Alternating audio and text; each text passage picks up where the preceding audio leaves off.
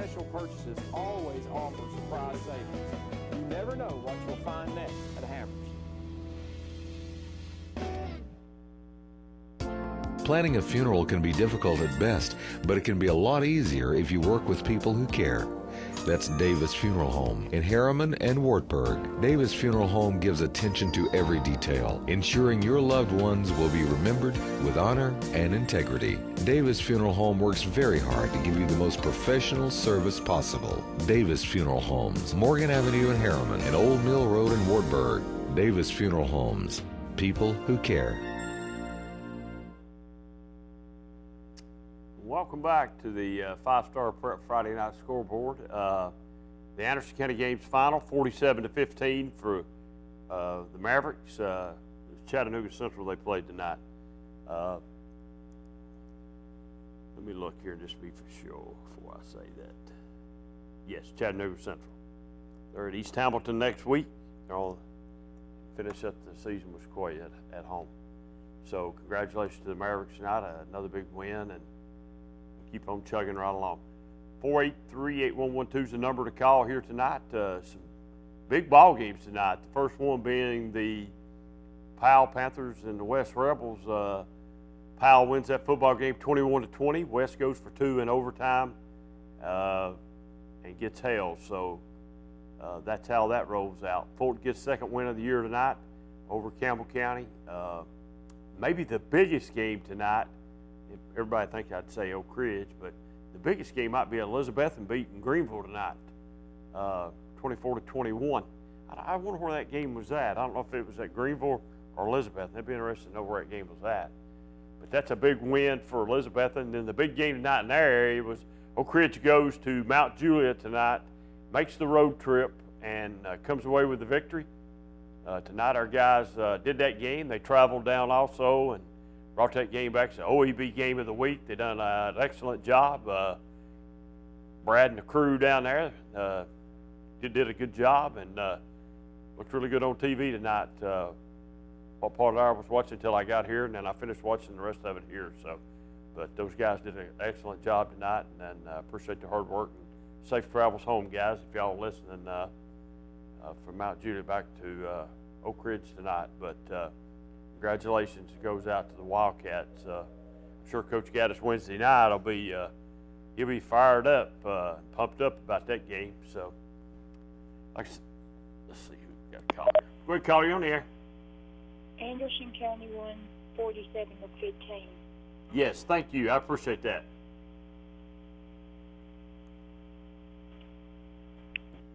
All right, Anderson County wins 47-15. Appreciate the call. Letting us know about that game. I was looking.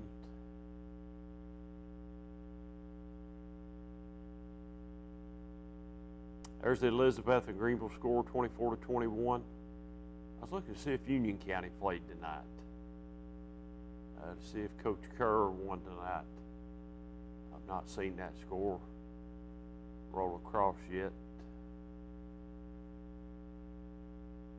See if he might have won tonight.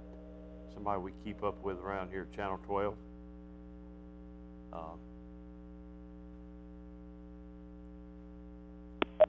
Quick caller, you on the air? Hey, Queener. Hey. Played at Elizabethton. Played at Elizabethton. Okay. Yep. Hey, well, you got a encyclopedia down there. You looking these things up in or something? No, you CoachT.com, but you can highlight the team or whatever. Yeah. And it'll tell you. Now the Powell game was on a live extension on the Coach T. Oh, was it? It did West sort of dominate that game most of the game, or was it pretty even? I mean, the way I heard it sound like it battled back and forth. Nobody could really move the ball in third and fourth quarter. Okay. Did you watch? Did you watch it? Yeah, I watched third and fourth quarter. Who'd you think was the best team?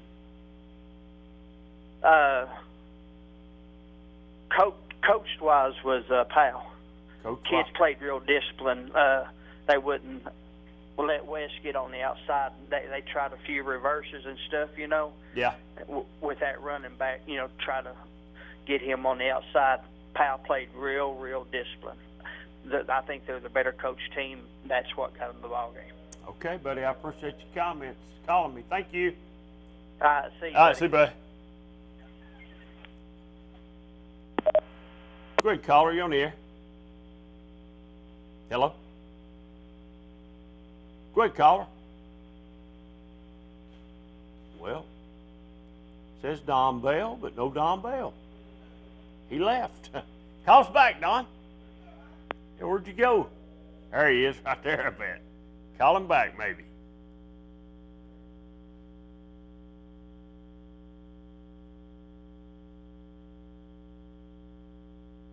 Nope, that must not be him, man. Good caller, you're on the air.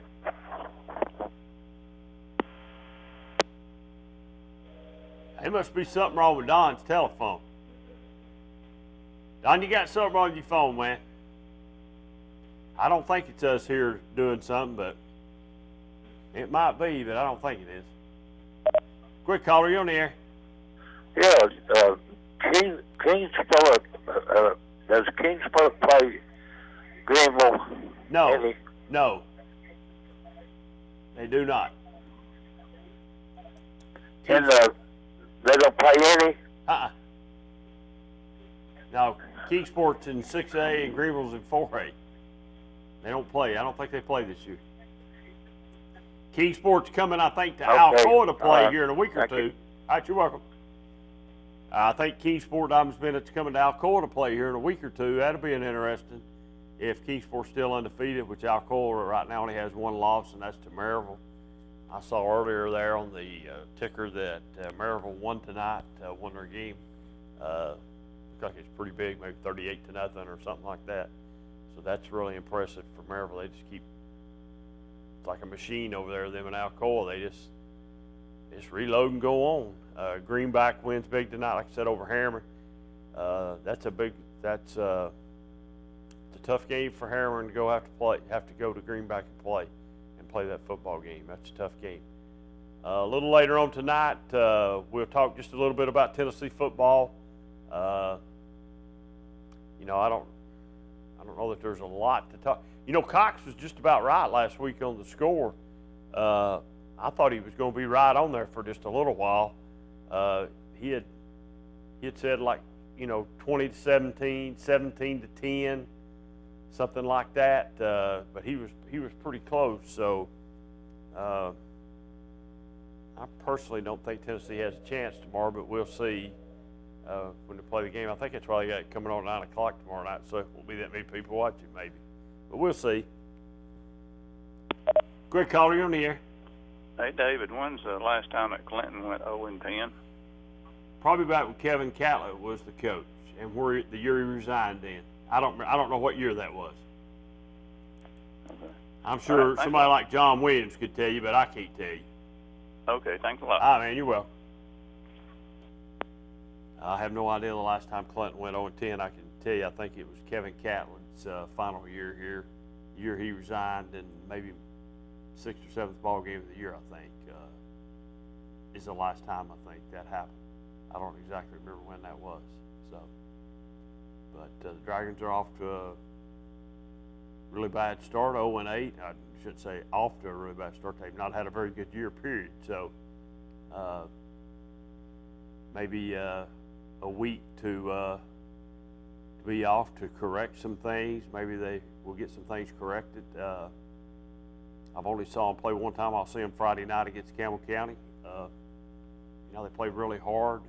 The game that I saw against the Wildcats, and just shot themselves in the foot with some penalties and some turnovers. So we'll see if they can correct those mistakes. And Campbell County's going to come limping in. Probably going to be down a little bit because maybe their playoff hopes went out the window tonight. Not 100% sure on that, but losing to Fulton tonight really hurt them. So we'll see how that all plays out. But we'll see what happens next Friday night. Could Clinton be the team that gets their first win of the year next Friday night? All the way down. Go ahead, caller. You're on the air. Like I say, David. Hey, John. What's going on, bud? Hey, pretty good. Where is Jonathan tonight? His wife is out of town. I don't think she got back in time. He's got all 3 boys, so we couldn't do the show on all 3 boys. You know what I mean? So. Oh yeah. It'd be a little hard for us to do that. It'd been a little wild around here. We might have contrived for a little while, but it'd been a little wild. Definitely. Yeah, I was just calling. Last week I was coming home from Fulton Clinton game. My cousin texted me, said you was talking about me, and I watched the tape last night, and you were saying, putting some words in my mouth about Clinton. I was? Uh-huh. What did I say? You said I said something about Clinton causing a lot of turnovers, and failed to mention they was giving up a lot, but that was Matt that said that. I mean, yeah, you did, but well, both of you were talking about it. Yeah, that was Matt, though. He's the one that said that. Yeah. But, True. But, I mentioned your name again a while ago. When's the last time Clinton was 0-10? That would be 2011. That was Kerr's first year. Kerr went 0-10 too? Sure did. I thought Catlett was the last one to go 0-10. Well, I thought that too. When you called in earlier, a few weeks back, you was asking me a trivia question, and after that, I think, I thought I forgot about Kerr's first year. We didn't win a game. Well, I didn't know that. I thought it was Catlett's. I thought that year, with first year with Curry, won 1 ball game. So I didn't know that. So I've learned a little bit of something tonight. So, wow. What do you think about that? What do you think about next week with him, John? Clinton? Yeah. Well, I went up to Campbell County tonight and watched the Fulton game, and Campbell County scored first time they got the ball. Took it down the field, looked really, really crisp, playing good. And then, they led 6-0, and then Fulton finally got something going and scored, and Campbell County got the ball back and threw a pick 6. The linebackers picked it off on a slant pattern. Pretty much Fulton's game after that, Campbell County had some chances to tie. Well, they had some good drives going. They stall out about the 30 or so and had some chances. Had a wide receiver pass there one time, like a flanker pass, and the receiver was wide open. He just overthrew him. They could have tied it up. I believe that was in the second quarter, right before halftime. But then they had some chances there in the third quarter to maybe tie it up, but just could never quite do it. And Fulton scored and kicked the field goal, made it 17-6. And Campbell County had some chances, but just couldn't quite take it in, I guess the key here is, can Clinton beat him? I think they could, but Campbell County looks pretty good offensively. They gave Fulton a pretty better game than we did, I thought. But I think this eliminated Clinton tonight from playoff contention. There was a chance they could have got in if Fulton lost, but that won't happen now. But it depends on if Clinton shows up, wants to play or not. I think Campbell County still has a chance to get in. They'd have to have like a 3-way tie. They would need to beat Clinton and hope Carnes beats Clinton. And then it could be a 3-way tie. I think Campbell County would go to playoffs on the overall record if all three beat each other. I know Fulton's got Oak Ridge left. That's the last game of the year. I don't know who their game next week's with. So, I don't know who they got next week. That's all. I'm not for sure. So, that's the only game I don't. Got is it Oak Ridge? No, Oak Ridge is the last. Oak Ridge is at Powell Thursday night. That's a TV game. Fulton's got Oak Ridge the next week, the last week 11, the last game of the year. I don't know who Oak Ridge has got. I don't know who Fulton's got next week. I don't know who their opponent is next week. So, I don't know. It might be.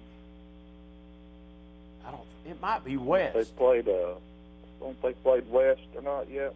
I'm not for sure, Johnny, West. and it very well might be West. So, it very well could be. I know they've already played Carnes because Carnes beat them earlier in the year.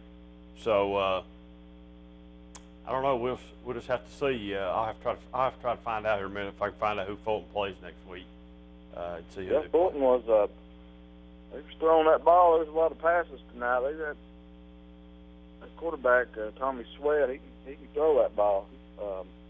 Well, I think Fulton's, young football team, inexperienced quarterback, and I think having all those seniors last year and not getting a lot of kids a lot of playing time sort of, jumped up and smacked Fulton in the face this year, and they're paying for it right now. But they're starting to turn it around a little bit. So I wouldn't discount Fulton out all the way around. I mean, I think next year they'll probably be a pretty good football team. So I'll be shocked if it's the same results next year. But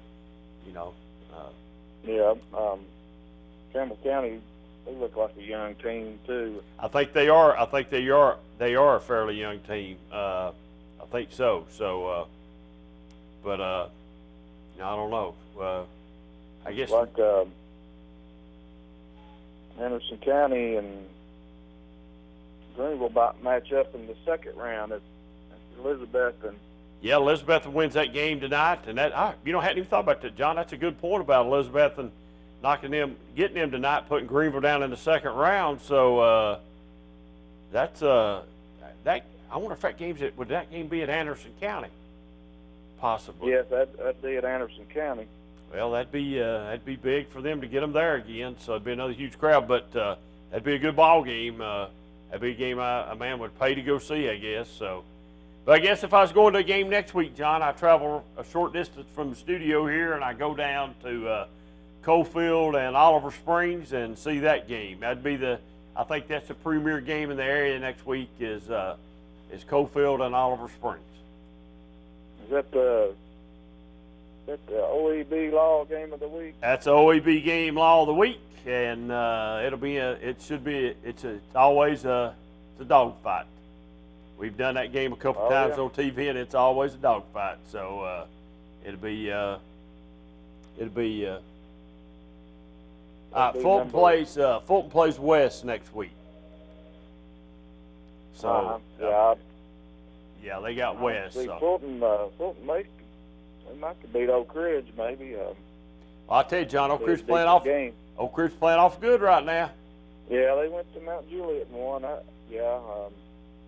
Sound like a real good game. Yep. Go down, beat a 6A school tonight on the road. I don't think anybody gave Oak Ridge a chance, but a big ball game tonight for the Wildcats to win that game. Yes, it was. Well, I'll jump on off here. All right, buddy. Appreciate you calling, setting me straight. Somebody needs to. Well, yeah. All right, David. All right, see you, bud. Great caller, you're on the air. Hello, Pointer. Hey, Don, what's going on, man? Something's wrong with my phone a while ago. Yeah, no kidding. It's going dead, so I couldn't talk to you. And it was you, but we couldn't talk. No, something happened about it. What I had to do is turn the phone off and let it reboot. You know how these cell phones are. Yeah, I know what you mean, buddy. I know what you mean. How about the Ridge Runners, the Wildcats, come through tonight, didn't they? Yeah, they go down to Mount Juliet tonight and win a big ball game. And as I was telling the last caller, I don't think anybody picked Oak Ridge tonight. Matter of fact, I think everybody thought Oak Ridge would get handled fairly easily by a 6A team and having to make that trip. And everybody talked about how good Mount Juliet's defense was. Well, I don't know so much about that. So Well, that's a here's big ball the thing. game. I think Oak Ridge is. I'm watching them at home. I missed one game, I think. They seem to have progressed a lot. So you may see them come on pretty strong. The game's going to be. I think the big game will be the Powell game, but isn't Fulton's pretty much down this year, aren't they? Mm-hmm. Yeah, Fulton's only won 2 ball games. Won their second one tonight.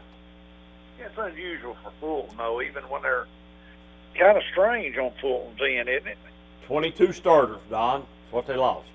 Oh, they lost whole. They really did lose a lot. They lost a lot. They lost 22 starters. So it's a fairly young football team, an inexperienced football team, and yeah, you're right. It's unusual for them, but they've got a couple wins in a row here. So they got West next week, and I think if Fulton wins out, they're probably in the playoffs. They need to win out. They've got West next week and then Oak Ridge, so they got a tall task. We beat 2 6A teams. When you beat Farragut and run down there and beat them tonight, that's 2 6A teams. That's pretty good right there. I think it is. And, if I was going to play Oak Ridge, I'd want to play them at the first of the year, just like Hardin Valley did. Get a chance to beat them earlier, because as the year rolls around, it seems like Gaddis's teams always get better, and they sort of get better at the right time. So, how many district games we got left? Is it just one? Got 2 left. You got Powell and you got Fulton. So if we were to win out on those 2, where would it put us on the playoff? Do we have a chance to win the district?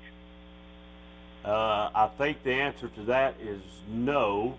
I think it'd be a 3-way tie, and I think by West beating Oak Ridge, Oak Ridge would be second, Powell would be number 1, I think. I think that's right, if I've told that right. So what you're saying is we may not win the district, but got a chance to go to the playoffs anyway. So. Oh yeah, well I think Oak Ridge is in the playoffs. It's just is it second or third, a second seed or the third seed? If it's second seed, it's a home game at Blankenship. If it's third seed, it's on the road. So yeah. I think they're playing for the second seed. Win, lose, or draw against Powell. I think the tiebreaker would probably go to Powell, with West beating Oak Ridge and all that. I mean, it would get really complicated. So from what I've been told, that games for Oak Ridge to win would be for second place. So we've lost what, 3 ball games this year, Oak Ridge, is that right? Yeah, I believe that's correct. Yeah, we lost 2 early, and yeah. we lost that one. We lost the 2 games early. Hardin Valley and Keysport Dobbins Bennett early.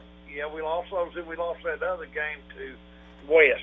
Yeah. Yes, that's the 3. That's the 3 games. So, so you went out. You went out to be in second place. 3. You could actually tie and be everybody would be tied, but when you did all the tiebreakers out, I think Powell would be number 1, Oak Ridge would be number 2. If Oak Ridge won Thursday night, Powell would be 1, Oak Ridge 2, West 3 because of the tiebreakers. I don't believe Oak Ridge is the same team though, Pointer. I think if we played West even again, watching them tonight like it's playing like that, I mean, it's pretty good to go down on their own turf now. And you're traveling that far to Nashville area and come away with a win. That's pretty difficult. Yes, and I think our guys said tonight, I think the last 3 weeks, Oak Ridge has scored, I think, 138 points in the last 3 balls, 138, 128. I don't remember which it was.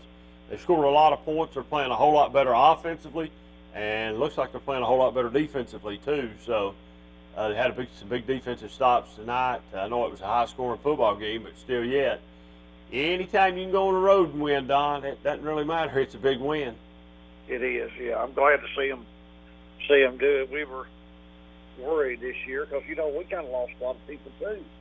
It wasn't like we lost some of our stars from last year, so it's kind of a reboot year, so that just shows you that you can get stronger. You don't give, what's that old saying that old Tank used to say, never give up, Never give. Well, I tell you what, Oak Ridge is a young football team, and they've got some good young players that's coming on up through the ranks. So you better, if you're going to get Oak Ridge, you might want to get them this year, because I don't know if you're going to get them the next couple of years. I think Oak Ridge is really going to be tough the next couple of years. Hey, Queen, I want to mention something. I guess you're going down to Nashville with me on the school board thing, but you do know Clinton, our Clinton High School band that's going to be playing on Sunday morning. Yes, I heard that. Yes. Pretty good. Yeah, it's pretty good. Out of all the schools in the state to apply, we had to apply for that, Yeah. And they picked them, so that's good for Anderson County. It sure is good for Anderson County, and congratulations to them too. By the way, that's congratulations. Queener, no matter if we're on I've said this, and you know this too. You know how I feel. No matter if we're on a football field or whatever, we all want to win wherever you graduated from. That's correct. But when it comes down to it, we're for all the students in our county to excel and do well in life. You're right. I agree with you 100%. Especially when Oak Ridge is maybe they're out of it or something, I always pull for the local teams, to do well. I have to pull for Oak Ridge or Anderson County a lot. Well, I'd like to see Clinton. I hope Clinton gets back on track a little bit, Queener. And I hope they do too. If they don't, I don't know what's going to happen. It's going to be bad. I don't know. I know you're a Clinton alumni over there. Yeah, I am. And like I said, they got a beautiful facility. That indoor facility is just it's a state-of-the-art facility. I mean, it's just really most schools, Queener, even Maryville, when I visited, Alcoa, when I went over to their school and visited their place at their Under Armour school and went in there for that. They had a pretty nice facility. They do have a great, nice stadium, but they didn't have near what Clinton High School's got as far as their indoor facility. That's just something to be really proud of. It is. It is. You're right, Don. I agree with you 100%. Hey, Queener, did you ever hear any more? Now, I know you talked about this. Is there any more, and I hadn't heard anything in a while, about maybe one day relocating the stadium at the high school, or is that kind of been put on hold? Or that was a rumor. They'd have to buy all those houses over there and close the street off, and I personally don't think. I shouldn't say it never could be done, because anything can be done. There's a possibility, but it does create some safety issues, I think, because the apartment thing about just being one way in. So I don't know if that ever happened or not. I don't know why they'd want the stadium there at the school myself, when you can take a short bus ride and go somewhere and play and get back on the bus, and you don't ever have to touch the field. So that's just me. I'm used to Clinton playing at the city football field. You don't pick the trash up, you don't mow it, you don't paint it, you don't do nothing. So, personally to me, I think that's a pretty good deal. I know Oak Ridge has done it for many years, traveling to Blankenship, but well, it's tradition on Clinton's end too. When you think about it, it's pretty much the same thing as Oak Ridge. And we used to kind of like that. The high school used to be up there near the field in Clinton, and our high school was up on a hill for many years until they turned into junior high. But years and years ago, the study was in Oak Ridge, when they actually put the high school in the early 50s, their plans actually was to move it to where the practice field is. But the people, even at that time, it's 2 or 3 different times, said no, they didn't want to move it because they liked it being in that bowl that they've got at Blankenship. So to me, it's kind of a neat thing to kind of have your field kind of in a separate place, really. Well, I think it is too, and I've heard a lot of coaches make the comment about playing at Clinton is how close the fans are to the field. It sort of is like a home field advantage for Clinton. So, well, I don't know, I don't know how many years you know more about Clinton than I do, but as far as I remember back, that's the only place they've ever played, isn't it? Yes, as far as I know. Yeah. That's the only place. That's the only place Oak Ridge has played. And I'm sure there's other schools that have that same thing where they don't have the stadium right there at the school, That's true. Most of these new schools now that you see, especially down in Murfreesboro, where you got Oakland and Riverdale and what's that other one that they 4 or 5 big high schools down there, they usually build a field right there because they're new, they'll put it right there at the school, Well, I think back in the day when they built Clinton High School, there was never a thought about building a football field. That's why, and now, sort of landlocked in, there's not any land available to buy. So, I think in order to do that, they'd have to buy 4 or 5 houses off of Douglas there in order to do that. And I just think it would be it'd be a pretty big undertaking. I think it'd probably be pretty expensive too. I think there's some major power outlets that's over there that would have to be moved around. That's some stuff. So, I guess you, like I said, you shouldn't never say never because anything can happen. But I've not heard that talk recently. No, I don't. That's probably over now. Well, I'll get off here and let you go. And always enjoyed it. And you kind of solo tonight, aren't you, Queener? Solo, buddy, doing it solo. Well, we'll holler at you. All right. We'll see you in Nashville in a few weeks. All right. See you, buddy. See you. Bye-bye. All right. Good caller, you on the air. What's up, buddy? What's up, buddy? Not much. Got 3 kids here at the house, so no show for me tonight. Heard that, man. Yeah. Hey, catch me up to date on what all happened tonight. I know West goes for 2 after a defensive offsides and loses 21-20. I don't know if you heard that or not. Mm-hmm. And, I think if you're West, that plays perfect into your hands because now Oak Ridge, which is the hottest team in 5A, I think playing the best football is going to get Powell right there in round 2. And if you're West, you're probably got Ray County or somebody. So I don't know. Oak Ridge might go to Powell Thursday night and pull upset. Well, I mean, either way, I still think you got the way it ends up, overall record and stuff. You got what West beating. Yeah, but if Oak Ridge beating Powell if they would, and then Powell, Powell beating West. So if then they go to some tiebreakers, and Oak Ridge would be number 2. How does that work? I thought it was overall record. I was told a while ago that Oak Ridge still has a chance to be number 2. Yeah, I think that from my understanding, if that happens and all those teams had 1 loss, you go to overall record, and Powell would only have 1 for the season. West would have. Yeah, but look at the loss would be 1, and that'd be to Oak Ridge. Yeah. And then West lost to Powell, so that does something to it, which would put Oak Ridge probably at number 2. Yeah. That's a possibility. I mean, there's a lot of scenarios here. I mean, 2 more games left to play. They've got to play them. So, Fulton's still mathematically, if they could win out, they're still in the playoffs. So, there's a lot of things still got to happen. Campbell County could run the table, and Fulton loses 1, they're out. Campbell County's in. So, I don't know. It's crazy. From my understanding, if Clinton wins. No, I think Clinton's mathematically eliminated tonight. Yeah, but if Clinton wins one of their last 2 games, it puts Fulton in the playoffs. They'd have to beat Campbell County for that to happen. I don't think the Carnes game would affect. Or Or Carnes? Yep, because then that means Carnes would only have 1 region win. Fulton would have 2 region wins. Campbell County 2 region wins. Fulton gets the head-to-head over Campbell County.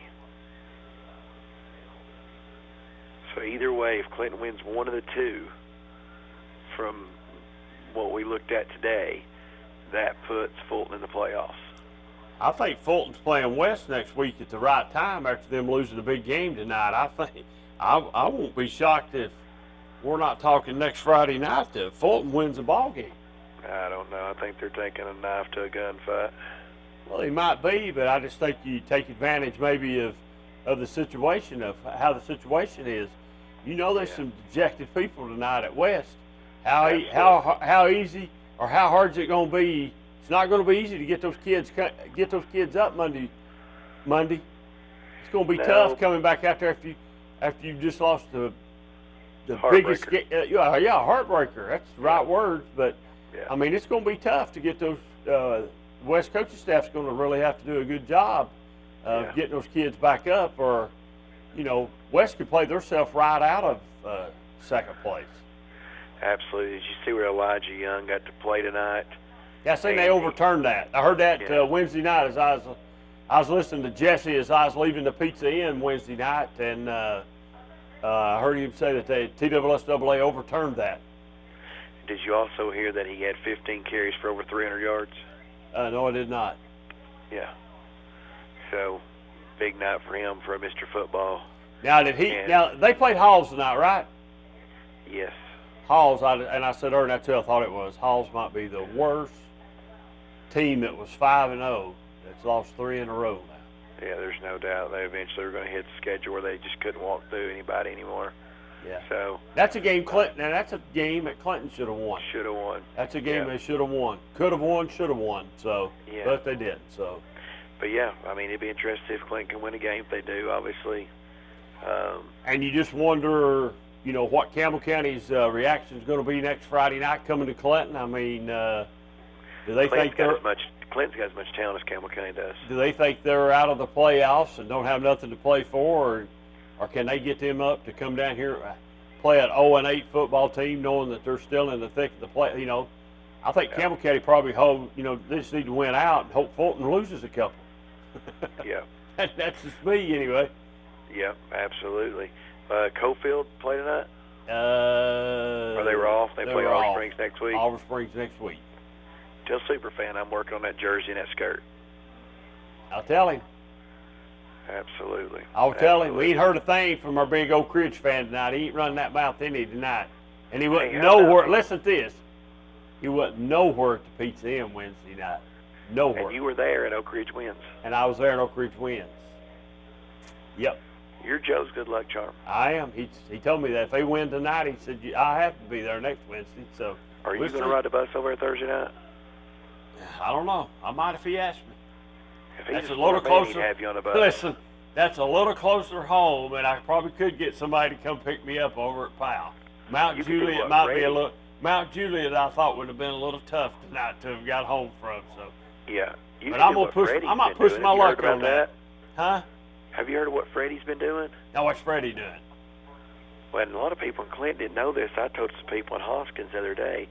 Freddie is getting on Fulton's team bus and riding it, eating pregame, riding it to Clinton, to the field. So he actually rode Fulton's bus to the Fulton-Clinton game.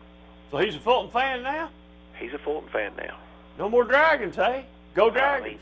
Hey, listen, I'm glad you called because I was hoping you'd be here tonight. I knew there might not be, you might be not able to, but I heard last week that your chain gang at Anderson County ran through some pregame stuff so they could stay in shape and be sharp for the last game of the year and getting ready for the playoffs. They didn't take last week off like Anderson County did. They actually did some game simulation stuff with the chains. I'd heard that same thing, and I heard they're getting a new digital box. Yeah. That you put a push and the number pops up. But more importantly, right below that, it's sponsored by the boutique, the McBride Boutique. Okay. Yeah. Well, I heard they practiced. I wouldn't be shocked if they didn't practice tonight too. Probably had a little practice for the game. Yeah. Yeah, absolutely. All right. Yeah. You know, and making sure Kerry's pencil sharp and the clipboard's ready. Yeah, he's probably the best quarterback that ever played at Anderson County. Yeah, absolutely. By far. Now, we got a question for you. I don't know if anybody from Anderson County's called in yet or not. Not a soul. Well, yeah, there has been a couple people called just to ask if Anderson County won or not. Well, here's you a developing story that we've already been talking about as a five-star preps team. Greenville, Anderson County, round 2. Talked about that just a minute ago.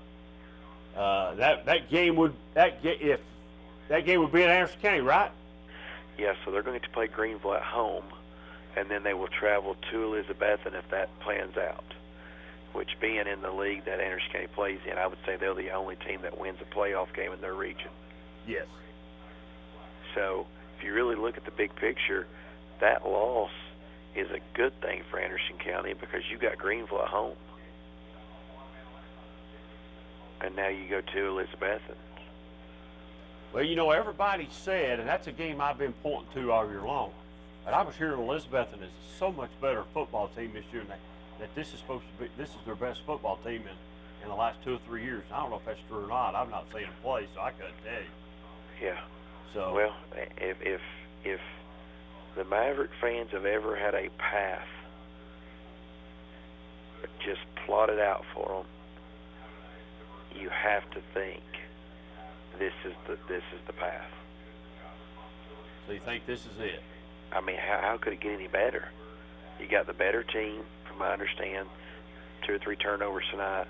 Went up there, let Elizabethton make a second half comeback, win that football game, and now you're going to get the defending state champs at your place in round 2, and then get to go to Elizabethton if you win round 3. Wow. Well, I'd just assume myself if and Greenville's been a pain in AC's side for the last couple of years, I'd just assume play them in round 1. Let's get it over with. Let's just play it. Let's just get it on. I really wouldn't care where the game was played at. I wouldn't care if it's up there or wherever. I didn't care if it's played down Rockwood. Let's just play it and get it over with. Well, the good news is that being in Anderson County, you always get a good free fireworks show. That's true. They've got the band lifted now, so I think they'll be able to shoot the next time. Yeah, and then also on top of that, you got that chain gang in round 1 and 2. That it's a crucial thing that they're on the sideline. But yeah, they're preparing for that. Yeah, they're getting ready for that. I'd say McBride and them practice tonight. They'll probably practice next week too. Wonder if Kerry could signal signs over to Davey to let him know what Greenville's calling with the football mind that he has. Probably could. Yeah. He probably could. Might be something Tito Slade needs to look into. Yeah. Him or McBride one's probably doing it anyway. Absolutely. McBride's the one that's sharp at that. So, do you still have the coaches show this Wednesday, although Oak Ridge is playing on Thursday? Yeah, they're having it Wednesday. Yeah. Okay. Yep. All right. Big week this week. Look forward to see what goes on. I know you got probably people on hold. I think Jesse's still going to try to call you, even though he got off to a late start tonight. That game went to like 10:15, 10:30. Tim, call me, buddy. I'll talk to him. I won't keep him long. I'll just ask him 2 or 3 questions. All right, sounds good. All right. Well, you have a good night, and we'll see everybody next Friday. I'll see you next Friday, man. See you, man. All right. Hey, how about that Vol score last week I called? Hey, I said that if you listened to, well, you probably not listened to me, but I said earlier that, man, you was right on it. I remember, in fact, one time I thought that was going to be the final score, what you said. So I thought, man, Cox is all over this. So what about tomorrow? Oh, man. Is that tropical storm going to hit during the game?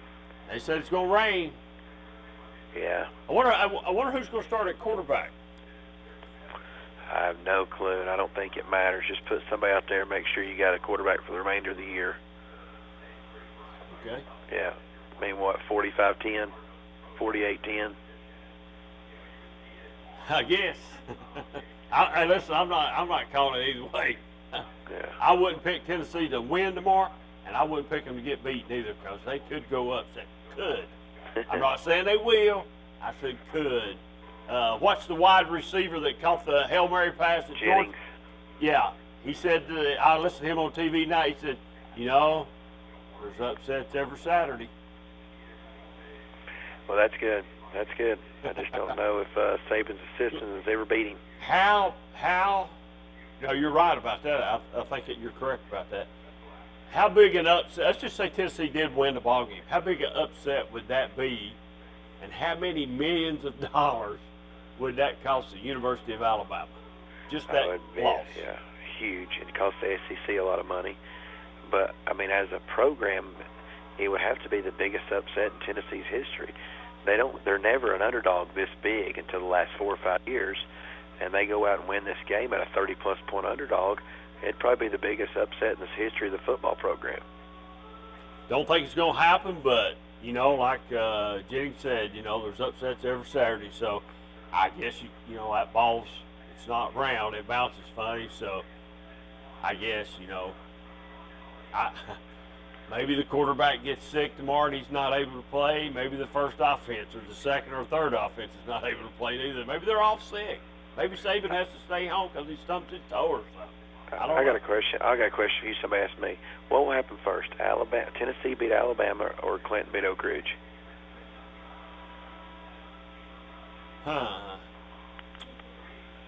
Well, Good question. That's a good question. I Because think Tennessee beats Alabama before Clinton beats Oak Ridge. At the rate it looks, you might be right. Yep, might be. Yeah. Yeah. Well, don't count Joe out Thursday over at Powell. Oh, I'm not counting him out. I'm not. Like I said, I'm not. Don't count him out. I've already made a little prediction on our 5-star preps, guys. If Listen. the Ridgers play Powell in round 2, I'm taking the Ridgers. Listen. Not a soul picked Oak Ridge to win that ball game tonight. Not one soul. Except you. Except me. That's right. That's right. I'll see you next week, bud. See you, buddy. See you, bud. Quick caller. Thanks for holding. Yes. Who's Clinton plays next week? Clinton plays Campbell County next week. Okay. If Powell lost Oak Ridge, and does West play Oak Ridge the next game? No, West has already played Oak Ridge and they beat him. Okay. And if Oak Ridge beats Powell, who's Oak Ridge plays the next game?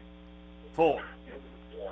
Fulton. Okay. If Fulton won and beat Oak Ridge, who would be number 1? Powell, probably. Okay. All right, thank you. Great call. Thanks for holding. Hey, Dave. Hey. I think we got a good chance next Friday. You think so? Huh? You think so? Yeah, I do. Okay. And I was at the game tonight. What game? Campbell County game. Oh, the Campbell County game. Oh, okay. I knew Clinton didn't play, and I didn't know what you was talking about. That's why I said Yeah, the Campbell County game. Oh, you went to the Campbell County game tonight? Yeah, with Sleepy. You went with Sleepy? Did you go up and scout them? Did you scout them for the Dragons? Yep. All right. And I think we can beat them. And I have a question to ask you. All right.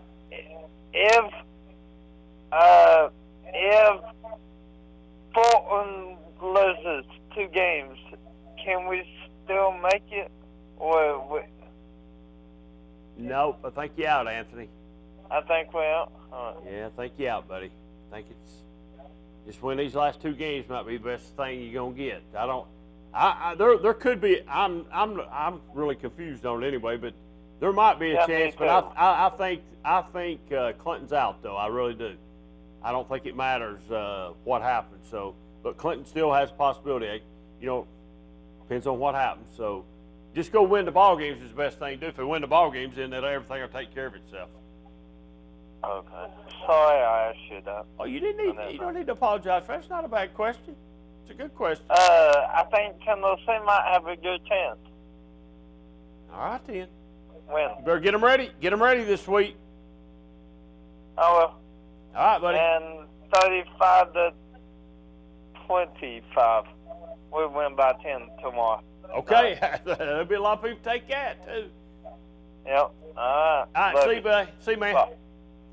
All right, let's get up out of here and take a break. And when we come back, 483-812, give us a call and we'll talk to you. We'll be right back just in a couple minutes. For 30 years, Reno Sporting Goods has been a leader in supplying the highest quality equipment and apparel for sports teams throughout East Tennessee. Athletes, fans, and coaches alike rely on the knowledge and experience that only Reno's can provide. For the best in team sports, shop Reno Sporting Goods. Planning a funeral can be difficult at best, but it can be a lot easier if you work with people who care. That's Davis Funeral Home in Harriman and Wartburg. Davis Funeral Home gives attention to every detail, ensuring your loved ones will be remembered with honor and integrity. Davis Funeral Home works very hard to give you the most professional service possible. Davis Funeral Homes, Morgan Avenue in Harriman and Old Mill Road in Wartburg. Davis Funeral Homes, people who care. You don't think it'll happen to you twice. First, it was a fire. My agent was right there and helped me rebuild. Then the tornado destroyed everything again. Both times, my independent agent and auto owners took care of me like someone takes care of family. For whatever lies ahead, we're always there. Griffin Insurance in Kingston is your local independent auto owners insurance agency.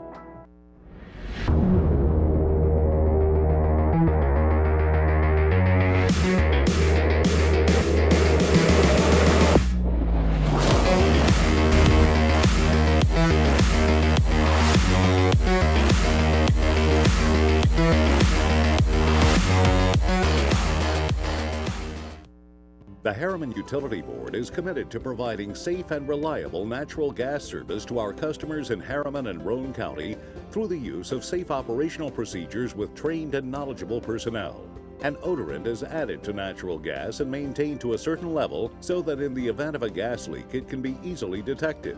If you smell or suspect a natural gas leak, please call the Harriman Utility Board at 882-3242.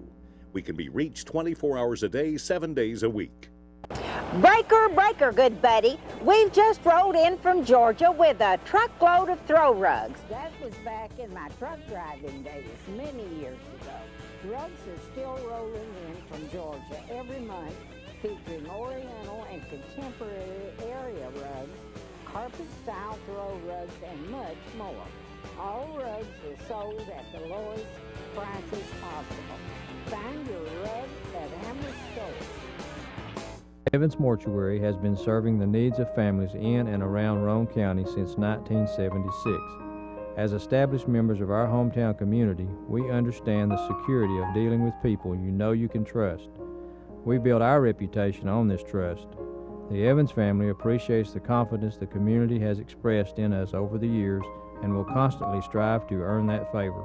Evans Mortuary, 805 North Gateway. Reno Sporting Goods, your first choice for sports equipment. On the court, on the field, or in the stands, Reno's has the brand names you want. All the latest from Adidas, Under Armour, and more. From custom embroidery to screen printing, it's all about the game. For over 30 years, Reno Sporting Goods.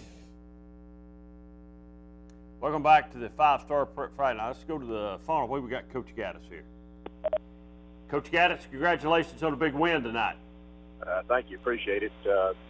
One of the big keys was you showing up to the show the other night, so get ready to be there this week, too. We got a big one at Powell Thursday night. We've talked about that a little. You know Powell did win tonight, right? I heard they won in overtime. West went for two and didn't make it, is what I heard. Yep. I remember another coach doing that a long time ago, and his name was Joe Gaddis against Ferrier, but he got it, That's though. right. We made it. Yeah, that's right. That's exactly right. Hey, Coach, I watched the game tonight on TV. It looks like your team offensively right now is really playing really good football. It looks like you really ran the ball well tonight.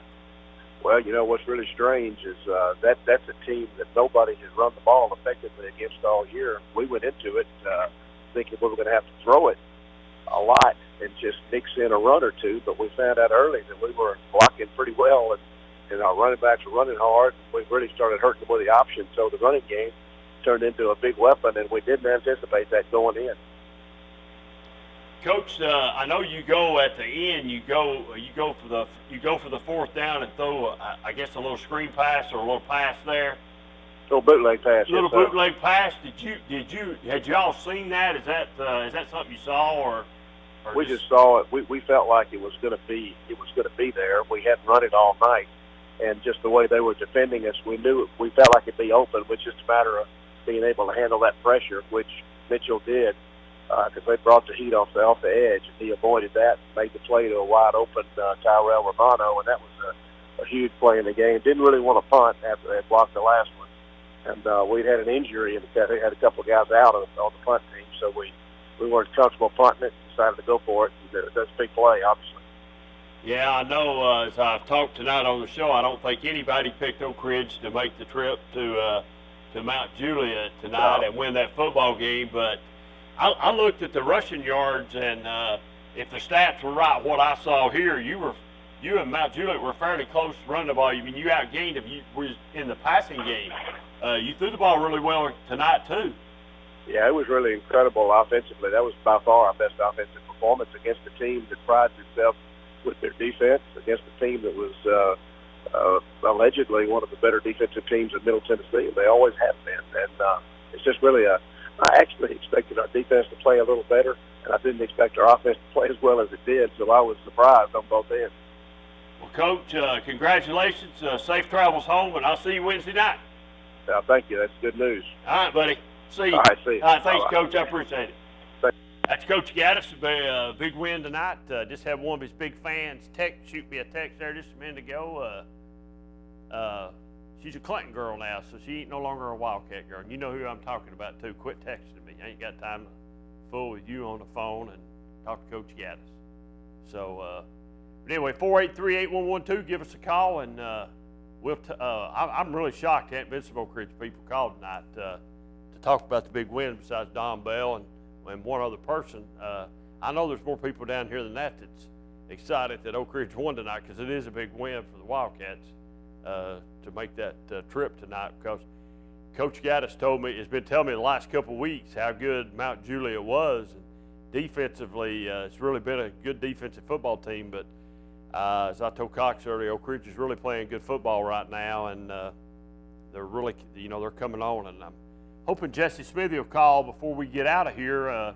We'll see if he's going to give us a call here. We're told he is going to call, so I tell you what, let's jump out and take one more quick commercial break, and then we'll be through to the top of the hour, and then we'll be ready to go and see what happens. Let's take another break. We'll be right back just in a few minutes. For 30 years, Reno Sporting Goods has been a leader in supplying the highest quality equipment and apparel for sports teams throughout East Tennessee. Athletes, fans, and coaches alike rely on the knowledge and experience that only Reno's can provide. For the best in team sports, shop Reno Sporting Goods. Evans Mortuary has been serving the needs of families in and around Roane County since 1976. As established members of our hometown community, we understand the security of dealing with people you know you can trust. We build our reputation on this trust. The Evans family appreciates the confidence the community has expressed in us over the years and will constantly strive to earn that favor. Evans Mortuary, 805 North Gateway. Here is Helen Hammer. Thank you, Mr. Walker. A lot of years have passed since that TV ad. Hammer stores are still offering up-to-the-minute fashions for men and women, famous label outdoor wear and boots, area rugs, and exciting purchases. All at Hammer's famous low price. Race on down!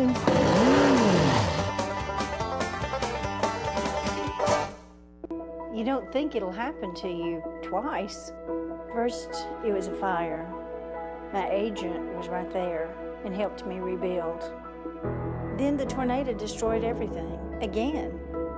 Both times, my independent agent and auto owners took care of me like someone takes care of family. For whatever lies ahead, we're always there. Griffin Insurance in Kingston is your local independent auto owners insurance agency.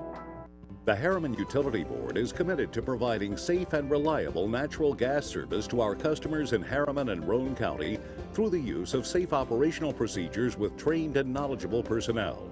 An odorant is added to natural gas and maintained to a certain level so that in the event of a gas leak, it can be easily detected. If you smell or suspect a natural gas leak, please call the Harriman Utility Board at 882-3242. We can be reached 24 hours a day, 7 days a week. Planning a funeral can be difficult at best, but it can be a lot easier if you work with people who care.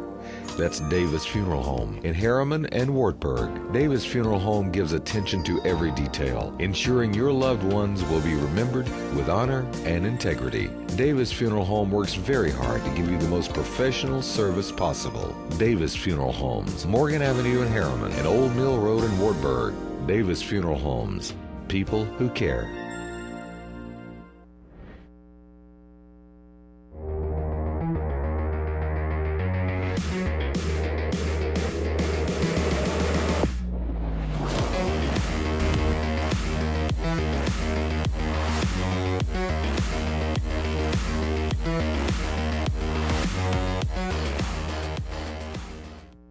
Reno Sporting Goods, your first choice for sports equipment. On the court, on the field, or in the stands, Reno's has the brand names you want. All the latest from Adidas, Under Armour, and more. From custom embroidery to screen printing, it's all about the game. For over 30 years, Reno Sporting Goods. Welcome back to the Friday Night Scoreboard, the 5-Star Prep Friday Night Scoreboard, 483-8112. Appreciate all the callers tonight. Like I said, some big games tonight. Powell beats West. Elizabethton beats Greenville. Oak Ridge travels to Mount Juliet and wins that game. Congratulations to the Wildcats, Coach Gaddis, on the big victory. Just a reminder, Wednesday night, come on down to Pizza Inn at 7 o'clock and listen to Coach Gaddis talk about this game. I'm sure he'll be sky high to talk about it, but he's got another tough game Thursday night. It's a quick week for the Wildcats to turn around. I believe they travel to Powell next week to play Powell. It's a TV game on Thursday night. It should be another good ball game. So, but join him at the Pizza Inn Wednesday night at 7 o'clock. You know, some people threaten to come to the Pizza Inn, but they never do. I mean, there was a guy that came to the show last week and just came in. I mean, he didn't even know how to open the door. He couldn't even get in the door. He wasn't smart enough hardly to open the door. And his big threats is he's going to be at the Pizza Inn Wednesday night, but he never showed up. So I'm figuring out, we got it figured out about him. And then there's somebody up the highway, up in my neck of the woods, is threatening to come to the Pizza Inn. She's not coming neither, because she won't come neither. So I'm not worried about her neither. So there's a lot of smoke being blown right now. So, you know, you just fly on through it and don't pay no attention. So keep on letting up my way keeps doing. I'll make a phone call. So I know who to call. So, but anyway, 483-8112. Give us a call. Tomorrow Tennessee's got Alabama. I think they're still the #1 team in the country. I guess the big talk is who will start at quarterback tomorrow. Will we play the freshman, or will we play Garantano? I'm like Cox. I don't think it matters. Let's have ever who we start tomorrow. Let's make sure we got one that can finish the year out. I've looked at the schedule. I think Tennessee has an outside shot at being 6-6. A lot of people are saying Tennessee's 4-8 or 5-7 again. I think right now, if they were 5-7, there'd be a lot of people take the 5-7. Just the way the season started off, losing the 2 games they lost early in the year to BYU and to Georgia State. I believe a lot of people would take that right now. They'd take 5-7 and let's get ready for next year. I think they would. So that'll be interesting to see what happens tomorrow night. That's a ESPN game. It's a 9 o'clock kickoff, but I wouldn't put a nickel on that game either way. Not even if you give me the nickel, I wouldn't put a nickel on that game. But there's some ball fans out here that are diehards. I guarantee you they think Tennessee's going to win tomorrow night. I'll bet you money. I bet we can find a bunch of them. More than you probably think. It don't matter what Tennessee's record is. They think they're going to win tomorrow night. So, like I said, 483-8112, give us a call. Or me and my man back here, we're going to go home. We're ready to go home. I'm ready to go too. But like I said, we're in week 9. This thing's just about over with. As far as the regular season, we're counting it down. Just a couple weeks left here. Some big ball games next week. The OEB game of the week here at Channel 12 next week will be Cofield at Oliver Springs, which ought to really be a good game. And then the final game of the year on the 1st will be Cumberland Gap at Rockwood. It's always a pleasure going to Rockwood. It's a good place to go do a football game. Got a good football coach down at Rockwood. Coach Webb's a good guy. And it'll be Channel 12's had a good year this year. Had some really good ball games. So hats off to the guys tonight that done the game there. They've done a really good job tonight. They've done a good job all year long. And Brad and his gang, Brad really puts He puts his heart and soul into it. He really cares about it. I can tell you he gets really upset when it doesn't go right because he wants it to be right. He does everything he can in his power to make it right. I think he's done an excellent job. And, you know, all you fans that's watched it all year long, if you know some of those sponsors or have heard some of those sponsors, tell them you appreciate them sponsoring high school football here on Channel 12 and helping Brad bring those games. Because, folks, I can tell you it's not cheap. It's a lot of travel. I mean, tonight I think might be the furthest that Brad's been away, but it's a big trip tonight for them down there. They had to, you know, load them all up and get down there, and it's a big undertaking. But get out and support our sponsors here and tell them you appreciate them sponsoring high school football. And that's what our forte is around here is high school sports, but high school football is the main one that sort of keeps the lights on and the air conditioning running and the heat running in the wintertime. So, but congratulations to Brad and those guys. They did a good job tonight and put a good picture on the tube tonight. So safe travels back to those guys tonight as they journey back to Oak Ridge tonight. But coming down to week 10, I guess the big game next week will be Powell and Oak Ridge. That's a Thursday night kickoff game. That's a 7 o'clock kickoff, I think. That's at Powell. Oak Ridge is at Powell. That'll be a big game. I think the big game up my way next week will be the Clinton Dragons and the Campbell County Cougars.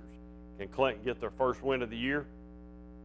I'll get to see them play for the second time because I'm going to do the color with Jim Harris on WISH to do my second radio game of the year. I'll be at Clinton. It's always look forward to going to Clinton. It's a good place to go see a ball game. So we'll go and do that game with Jim Harris. Maybe me and Jim Harris can pull them through for a win. Let's get this phone call here. Great caller, you're on the air. Hey, Dave. Hey. And listen here. I think it's going to be, we will win Friday night, and I think we still got a good chance of making it, the playoffs. I just found out. Okay. I believe you, babe. I mean, like I said a while ago, I'm not for sure, but I know it's confusing, so I don't really know right now. There's a bunch of... I know that. I'm talking about, I just found out something. I can't say it. Okay. So you know the secret then, right? Yes, I do. All right, that's good. Well, as long as you know it's all that matters. All right. I guess I will see you Friday night. I'll be there Friday night, buddy. All right, love you. Bye. See you, buddy. Anthony loves me now. I'm glad he does. So I hope they win just for his sake. I don't care about anybody else, just Anthony, because he works hard. He puts a lot of time in.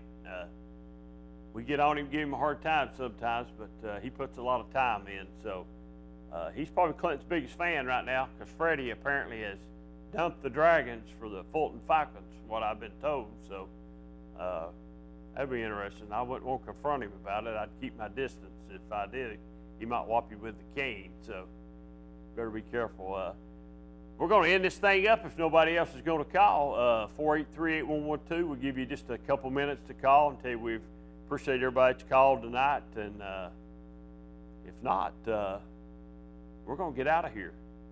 So until next week, here on a 5-Star Prep Friday Night Scoreboard, we'll be right back next week. We'll be back on our regular time next week at 10 o'clock. Join me and Jonathan Cox, and we'll talk Week 10 football. I think the playoff picture will start to clear up a whole lot more next week. I think we'll see how that's going to play out. We'll see who's in, who's out, see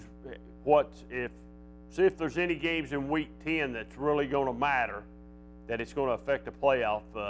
If somebody gets in or gets out on the playoffs, we'll see that. So until next week, we'll see you right here next Friday night on a 5-Star Prep Friday Night Scoreboard. Everybody have a good weekend. Breaker, breaker, good buddy. We've just rolled in from Georgia with a truckload of throw rugs. That was back in my truck driving days many years ago. Rugs are still rolling in from Georgia every month, featuring Oriental and contemporary area rugs, carpet-style throw rugs, and much more. All rugs are sold at the lowest prices possible. Find your rug at Hammer Stores.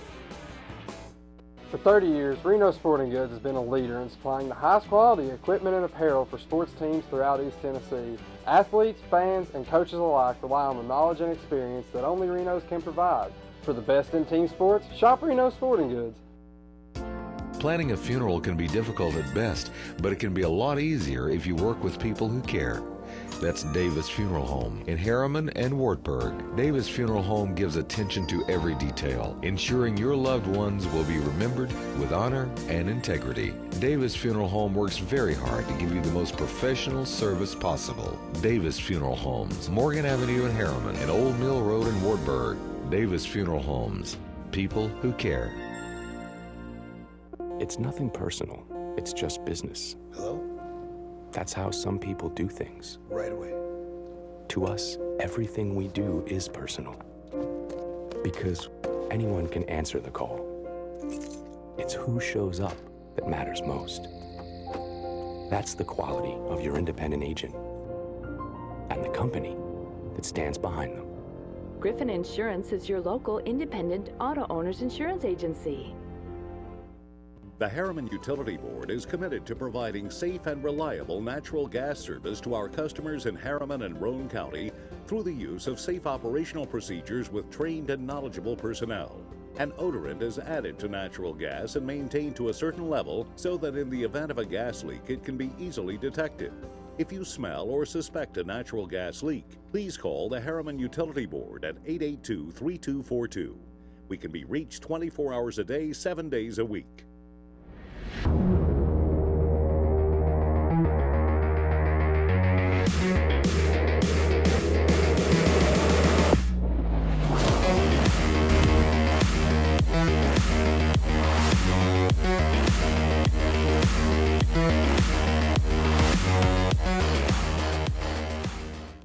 Evans Mortuary has been serving the needs of families in and around Roane County since 1976.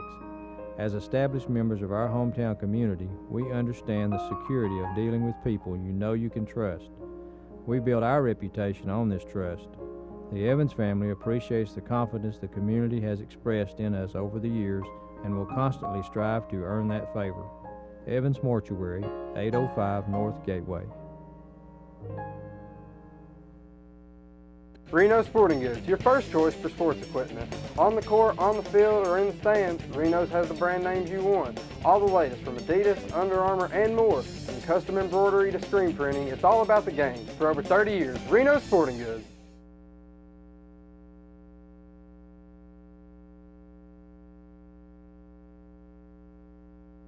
Evans Mortuary has been serving the needs of families in and around Roane County since 1976.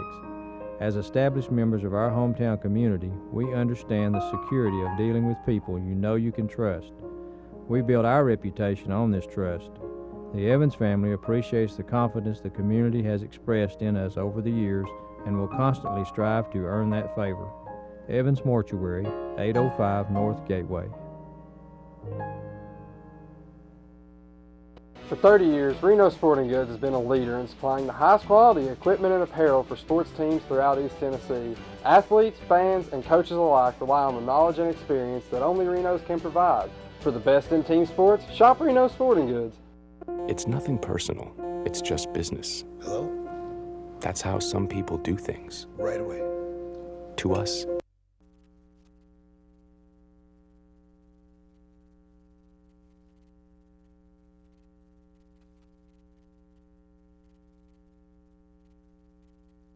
We are the Oak Ridge High School cheerleaders here at ORUD getting fired up for tonight's game. O-A-K-R-I-D-G-E. O-A-K-R-I-D-G-E. O-A-K-R-I-D-G-E. O-A-K-R-I-D-G-E. ORUD can help help you clean up after the game with the reliability of a natural gas water heater and the energy savings from a gas dryer. Host your friends in style when entertaining this football season with natural gas appliances purchased from ORUD at 0% interest. Want to cozy up next to a natural gas fire pit after a chilly night at the ball field? Let ORUD help you with a play-by-play to truly make your house feel like home. Adding a natural gas grill to your home means never having to run to the store before kickoff to fill up that propane tank again. Make the switch today. Now it's your turn to be the champion of your team and score a touchdown with ORUD and natural gas, a winning combination.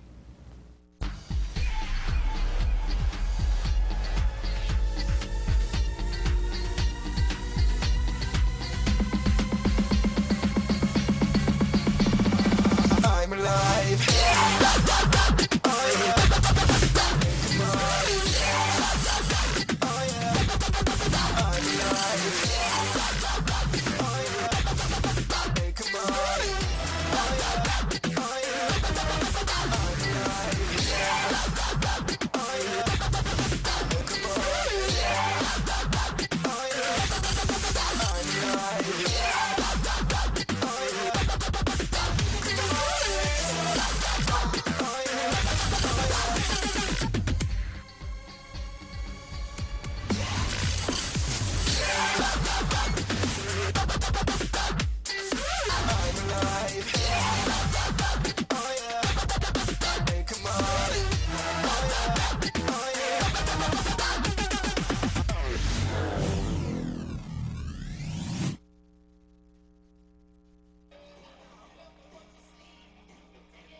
And welcome into tonight's OEB Law Game of the Week. I'm Aaron Harvey, joined by James Gibson. OEB Law does it all. Personal injury, SSD, low-cost agreed divorce, workers' compensation, criminal defense, wills, medical malpractice, nursing home neglect, bad drugs, or medical devices. They do what they can to help people no matter what the situation is. They can do it all and find you an expert attorney who can.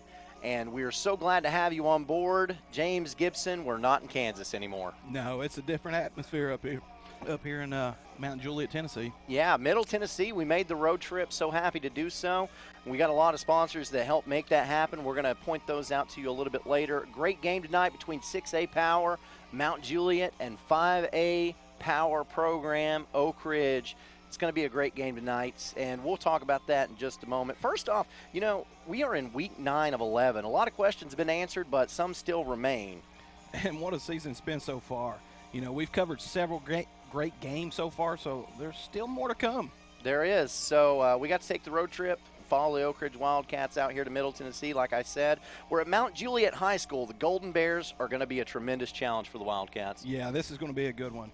Since 2016, these two programs have combined to win a total of 68 games and only lost 19. So they are some of the top programs in the state of Tennessee. That's pretty impressive. This is the OEB Law Game of the Week. You see, go to reckontoacheck.com for more information or call 865-546-1111. A lot of great games going on tonight. We know a lot in week 9 out of 11. We're going to go over that with you as well when we get back. This is the OEB Law Game of the Week.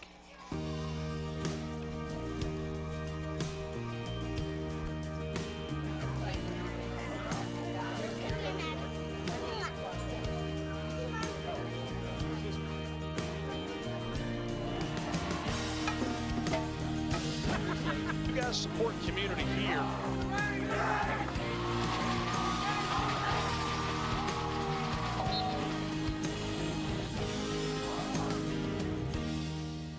Bryson's Closet, a storehouse of hope, is a nonprofit organization providing clothing and housewares to the financially disadvantaged of Anderson, Roane, and Morgan counties.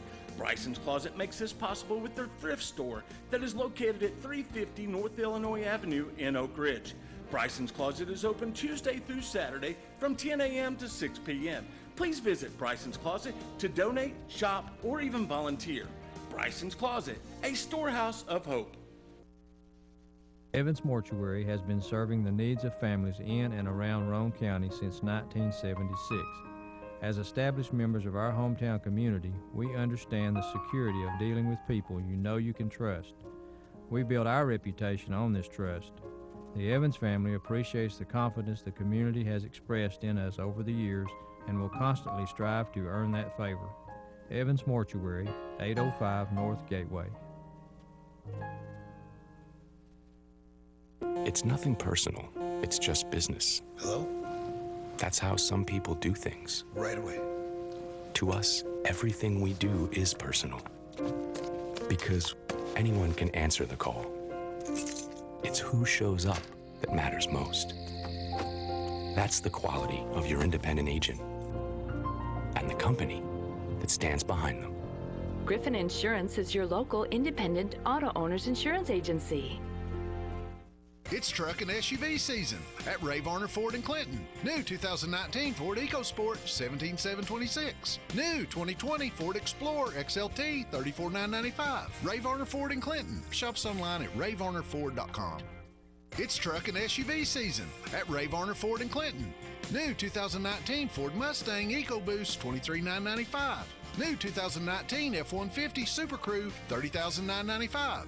Shops online at rayvarnerford.com. I am a Simplicity dealer. This business is my life, my career. If you need a new mower, I'll help you choose the model that will make your property look its very best, and even let you take a test drive. When it does need service, you can rely on my factory service training and genuine parts. Because I don't just sell products, I build relationships. I am a Simplicity dealer. SL Bowman & Sons, 524 North Front Street in Rockwood. The Harriman Utility Board is committed to providing safe and reliable natural gas service to our customers in Harriman and Roane County through the use of safe operational procedures with trained and knowledgeable personnel. An odorant is added to natural gas and maintained to a certain level so that in the event of a gas leak, it can be easily detected. If you smell or suspect a natural gas leak, please call the Harriman Utility Board at 882-3242. We can be reached 24 hours a day, 7 days a week. Planning a funeral can be difficult at best, but it can be a lot easier if you work with people who care. That's Davis Funeral Home in Harriman and Wartburg. Davis Funeral Home gives attention to every detail, ensuring your loved ones will be remembered with honor and integrity. Davis Funeral Home works very hard to give you the most professional service possible. Davis Funeral Homes, Morgan Avenue in Harriman and Old Mill Road in Wartburg. Davis Funeral Homes, people who care. And welcome back into our OEB Law Game of the Week. We are at Mount Juliet High School. Yes, I'm saying that correctly. We made the road trip. Shout out to Sexton Automotive for providing the vehicle down here. We caravanned on down, and we appreciate their service. Also, some other of our sponsors tonight we want to recognize. Regina Copeland, Anderson County Trustee, Tim Shelton, Register of Deeds, Jeff Cole, County Clerk, and Coria, Public Defender. Want to thank all of them for being along with us. Also, our regular sponsors, Oak Ridge Utility District, Evans Mortuary, Griffin Insurance, Harriman Utilities Board, Ray Varner Ford, SL Bowman & Sons, Davis Funeral Homes, Liz's Wine and Spirits coming on for tonight as well, along with 7th Judicial District Attorney Dave Clark, Attorney Jim Norman and Joyce Meredith, Flitcroft and Normand, Rick Chin, Oak Ridge Mayor Pro Tem, Greg and Beth Palmer, Bill Arrowwood, the UPS store, Peters Jewelers, and Sexton Automotive of Oak Ridge. Thank you so much for being along with us, allowing us to make this road trip out to Mount Juliet, a beautiful community here at Mount Juliet, as we get to pull in and see tremendous facilities here. It's a beautiful sunset we just got to witness, a great night for high school football. So that's setting the scene for what is yet to come. Now, let's talk about some other stuff going on in the area as I'm joined by James Gibson. You know, Meigs County last week squared off against South Pittsburgh in an epic battle between one of Single A's best teams and one of Double A's best programs.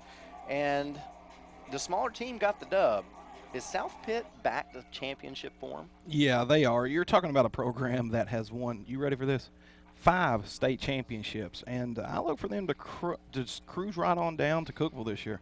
Okay, so Coalfield and Greenback got together for what most thought might determine the winner of the Region 2 Single A championship in the regular season, and the Cherokees prevailed. What was your biggest takeaway from that game? How good that offense is over at Greenback. They're the real deal. Once the Maryville transfer quarterback Braden Carnes got things figured out, you know, they've really been untouchable. And wide receiver Holden Willis just picked up his first SEC offer. I've been talking about that all year long, that it's coming. Well, Mississippi coaches during the UT game made a special visit to him while they were in Knoxville, and he got his first SEC offer. So that shows you the type of talent that he has. And that's Mississippi State. Yeah. That's a big deal. That's SEC. That's SEC West at that.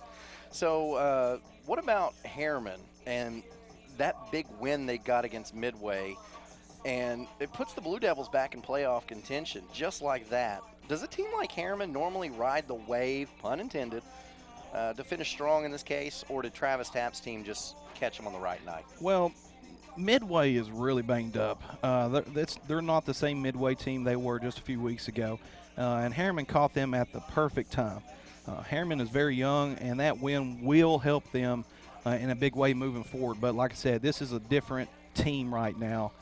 They've been plagued with injuries the last couple of weeks, and it's a roster that was thin to begin with. So it's a different Midway squad. We've got some really good games going on tonight in the state of Tennessee. We'll preview those and let you know a little bit about what we'll keep our eye on as our game goes through when we get back. Again, this is the OEB Law Game of the Week.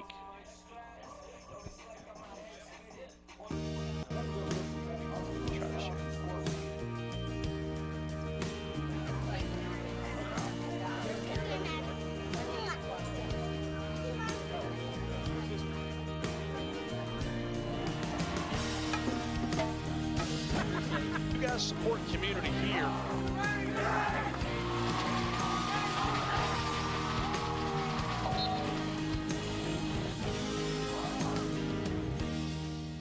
Bryson's Closet, a storehouse of hope, is a nonprofit organization providing clothing and housewares to the financially disadvantaged of Anderson, Roane, and Morgan counties. Bryson's Closet makes this possible with their thrift store that is located at 350 North Illinois Avenue in Oak Ridge. Bryson's Closet is open Tuesday through Saturday from 10 a.m. to 6 p.m. Please visit Bryson's Closet to donate, shop, or even volunteer. Bryson's Closet, a storehouse of hope. Evans Mortuary has been serving the needs of families in and around Roane County since 1976. As established members of our hometown community, we understand the security of dealing with people you know you can trust. We build our reputation on this trust. The Evans family appreciates the confidence the community has expressed in us over the years and will constantly strive to earn that favor. Evans Mortuary, 805 North Gateway. It's nothing personal. It's just business. Hello? That's how some people do things. Right away. To us, everything we do is personal. Because anyone can answer the call. It's who shows up that matters most. That's the quality of your independent agent and the company that stands behind them. Griffin Insurance is your local independent auto owners insurance agency. It's truck and SUV season at Ray Varner Ford in Clinton. New 2019 Ford EcoSport, $17,726. New 2020 Ford Explorer XLT, $34,995. Ray Varner Ford in Clinton. Shops online at rayvarnerford.com.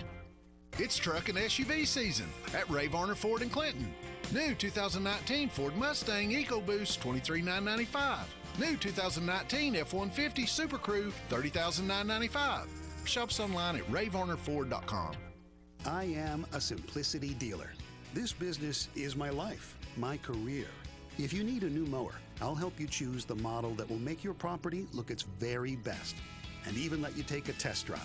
When it does need service, you can rely on my factory service training and genuine parts.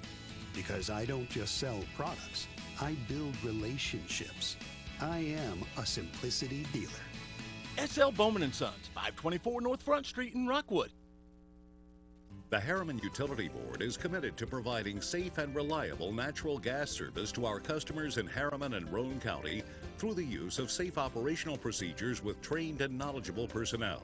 An odorant is added to natural gas and maintained to a certain level so that in the event of a gas leak, it can be easily detected. If you smell or suspect a natural gas leak, please call the Harriman Utility Board at 882-3242. We can be reached 24 hours a day, 7 days a week. Planning a funeral can be difficult at best, but it can be a lot easier if you work with people who care. That's Davis Funeral Home in Harriman and Wartburg. Davis Funeral Home gives attention to every detail, ensuring your loved ones will be remembered with honor and integrity. Davis Funeral Home works very hard to give you the most professional service possible. Davis Funeral Homes, Morgan Avenue in Harriman and Old Mill Road in Wartburg. Davis Funeral Homes, people who care. Welcome back into the OEB Law Game of the Week. Aaron Harvey, James Gibson along with you. A lot of big games tonight. First off, we've got to say this. Through 8 weeks, Central, Powell, and West all made it to this point undefeated in Classification 5A. That's about to change. West is at Powell tonight for homecoming, and this will show us the winner of Region 3 5A. And get my notes out here. That's important, whoever wins Region 3, because you've got Central in that other region, and so Central's going to win that other region, you have to think. And so the winner of tonight's game between Powell and Knox West, as you see on the screen there, the standings, will probably avoid Central until about the third round of the quarterfinals. Yeah, this is going to be a great game there in all East Tennessee. This is a game that I'm really going to keep my eye on, because the fireworks will be popping all night long over there. Powell, led by senior quarterback Walker Trusley, has been one of the most talented quarterbacks. He's had a heck of a year over there, and he's working with such a balanced offense. And West has some of the best defensive talent around, so this is going to be a great matchup. So Warburg's got a big game tonight against Rockwood. We just got a scoring update from that. The Tigers already up 7-0. If they lose, the Bulldogs are out of playoff contention. But if they win, it's still up in the air. Rockwood seems better today than they were to start the season, and I don't know that you can say the same thing about the Dogs. How does Kevin Heumann get his group to come together against the Tigers? They have to dig down deep to get a win over this resurging Rockwood team. John Webb has some players back from injury, so they'll be ready for Wartburg. Wartburg will have to play great on defense to be able to get the win. And now our colors are being presented, and we will get the national anthem from the Mount Juliet Marching Band.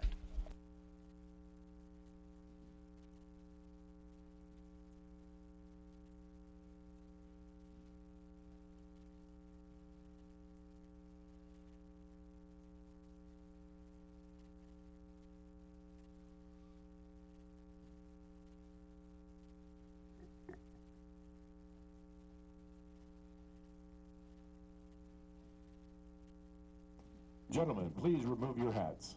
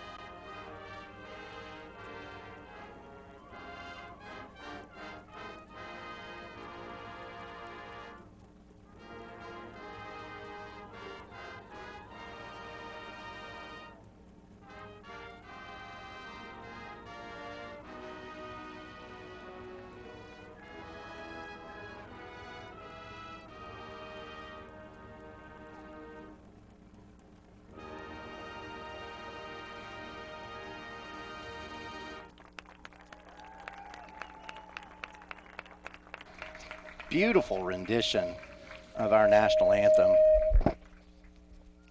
tonight by the Mount Juliet Marching Band. Okay, so another big game tonight is Oneida and Meigs County playing for region championship should be a great game. Oh, yeah. Meigs County, they just got beat by Single A South Pitt last week, and it took a lot out of them. That was a big game in a great environment. So Oneida could catch them at a perfect time.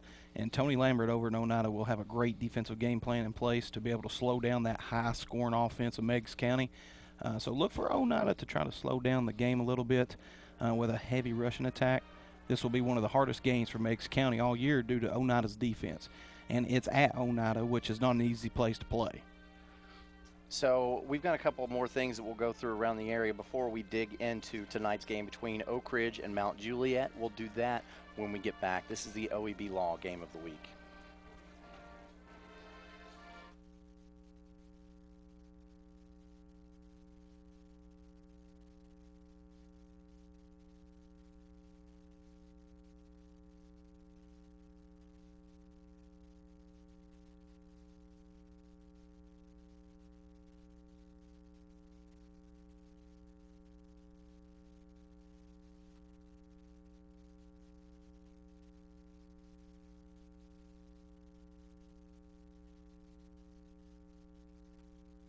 Greg joined the military to serve his country and fight for freedom. He was a dedicated soldier, and during his days off, Greg enjoyed riding his motorcycle. But none of that mattered to the speeding driver who was texting and slammed into him. Greg had medical bills the insurance company refused to pay until Greg called OEB Law. When you get injured, don't expect the insurance company to put your needs first. Call OEB Law 546-1111 and turn your wreck into a check. It's truck and SUV season at Ray Varner Ford in Clinton. New 2019 Ford EcoSport, $17,726. New 2020 Ford Explorer XLT, $34,995. New 2019 Ford Mustang EcoBoost, $23,995. Ray Varner Ford is Ford Truck Country. New 2019 F-150 Super Crew, $30,995. New 2019 F-150 4x4, $30,995. Ray Varner Ford in Clinton. Or shops online at rayvarnerford.com. Planning a funeral can be difficult at best, but it can be a lot easier if you work with people who care. That's Davis Funeral Home in Harriman and Wartburg. Davis Funeral Home gives attention to every detail, ensuring your loved ones will be remembered with honor and integrity. Davis Funeral Home works very hard to give you the most professional service possible. Davis Funeral Homes, Morgan Avenue in Harriman and Old Mill Road in Wartburg. Davis Funeral Homes, people who care. Make this spring all about enjoying the experience. When you ride on your new Ferris commercial mower featuring patented suspension technology, you'll have more than freshly manicured grass. You'll experience productivity and comfort like never before. And because you won't be slowing down for those rough spots, you'll mow more lawn in less time. Ferris, experience suspension. XL Bowman & Son, 524 North Front Street in Rockwood.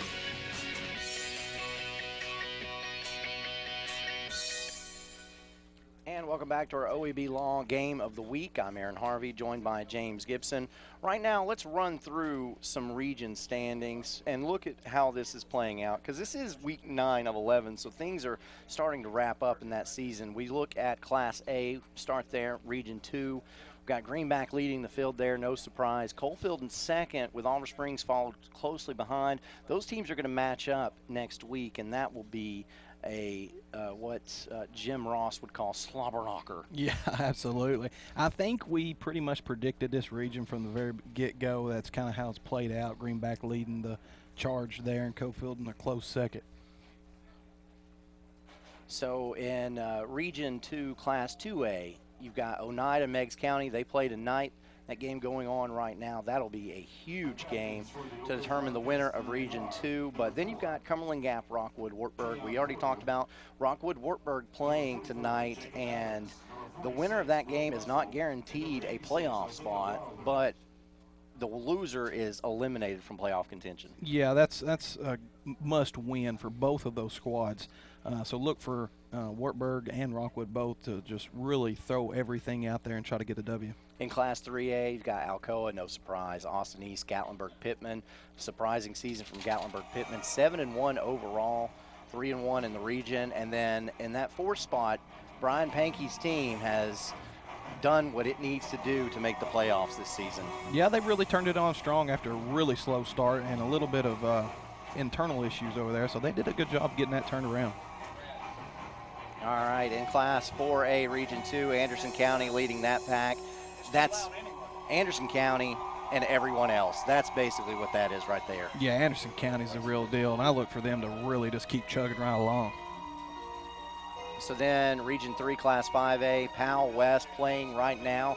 That's a huge game. And then you've got Oak Ridge sitting there at third and looking like this Wildcat team is going to secure itself into the playoff spot. Of course, this game against Mount Juliet does nothing for the playoffs tonight. No, but it's a good experience for this younger Oak Ridge squad to be able to travel this far, experience an atmosphere like this. It'll help them moving forward in the playoffs. You look at Mount Juliet in Class 6A, Region 4, undefeated, looking to go undefeated in this. I say undefeated in the region, and most people predict them to stay undefeated and win this region. Yeah, they're the real deal in this region, so look for them to take this one easy. All right, so those are our region standings. You don't know a lot about Mount Juliet? Well, that's not surprising. Our station is in East Tennessee. Most of our viewers probably in East Tennessee. Mount Juliet over there just east of Nashville in Middle Tennessee. But Mount Juliet is a town of about 33,000 people. Some famous people from Mount Juliet and who live in Mount Juliet, probably most notably Charlie Daniels, lives in Mount Juliet, along with Daryl Worley, a country singer, and the Kings of Leon. Have you heard of them? Oh, yeah. Oh, I love the Kings of Leon. Yeah. So it's made up of brothers, the Followill family, and grads of Mount Pleasant High School. So that's interesting. Amanda Butler, the current women's basketball coach at Florida, is also a graduate of Mount Juliet High School. Wow. She played college at MTSU and is now the head basketball coach for the women at Florida. You've also got Bobby Hamilton, a former Craftsman Truck Series champion, passed away, but when he passed away from cancer, he was a resident of Mount Juliet. You see there, located in Wilson County, established in 1854. This is the Golden Bears. That's their mascot. You got the principal, Miss Leanne Rainey, athletic director Michael Duncan. Their coach is Trey Perry. They compete in Region 4, Class 6A, an enrollment of 2,228 kids, and they've won Region 4, 6A the last 3 years. All right, so let's talk about this game. As you see our captains meeting out on the field, if this game was played last year or the year before last, most people would agree that we'd be in a barn burner. This year, however, Oak Ridge hasn't met the potential some thought they could see, but Mount Juliet isn't the same team either. What do you expect in this matchup? Well, this is going to be a great matchup tonight. Mount Juliet is 36-7 since 2016 with several deep runs in the playoffs, so they have had a lot of success. This year they've had 2 close losses to the likes of Stewart's Creek, who only had 1 loss to an undefeated Gallatin team. Mount Juliet is a tough team who will be a challenge for this Oak Ridge Wildcat team. And if you look at Mount Juliet's schedule, lost to Stewart's Creek, who lost to Gallatin. Mount Juliet also lost to Gallatin. Those are the 2 losses there. So the other time we saw Oak Ridge, it was a convincing loss to West. How much is the coaching staff willing to make major changes to scheme and personnel in middle of a season? And do you think this is an avenue Oak Ridge might toy with tonight? I believe they already have. Oak Ridge has had more success offensively since we last saw them. They've scored 87 points in the last 2 ball games. And a lot of that is because of the talented Oak Ridge quarterback Mitchell Gibbons, who has 16 touchdowns with over 800 yards, but only 3 interceptions. That's huge. He doesn't turn the ball over, and that's what you got to have. Yeah. So I do think Oak Ridge has tweaked some things and expect that to continue here tonight. And you see the receiving leaders for Mitchell Gibbons, Isaiah Johnson, Tyrell Romano. We'll see a lot of them tonight. Oak Ridge is playing Mount Juliet, which is a really good 6A program. Oak Ridge is 5A. Does the size of the school matter much once you start getting into these bigger classifications? Yes, it always does. Emphasize, bold, underline. The more students you have to choose from, the better your team program should be.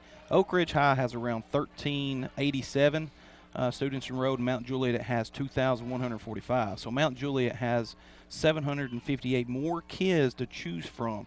and that's a big difference. So Mount Juliet has won the coin toss. They defer to the second half. Oak Ridge will receive the football to start this game. What are the keys for Oak Ridge to get the big win here? Oak Ridge cannot afford any turnovers tonight. They have got to have more success offensively to be able to pull out a win tonight. Be aggressive. Take some shots down the field.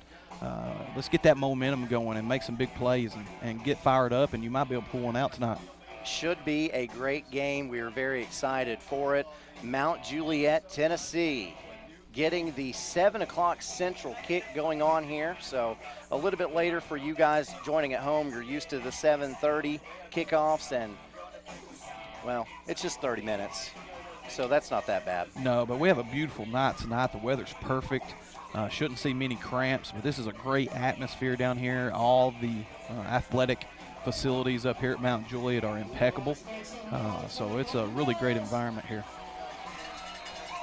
We've got Tyler Johnson set to kick off for Mount Juliet. Kickoffs tonight sponsored by Regina Copeland, who is the Anderson County trustee. And here's the kick. Taken at the goal line. It will be returned.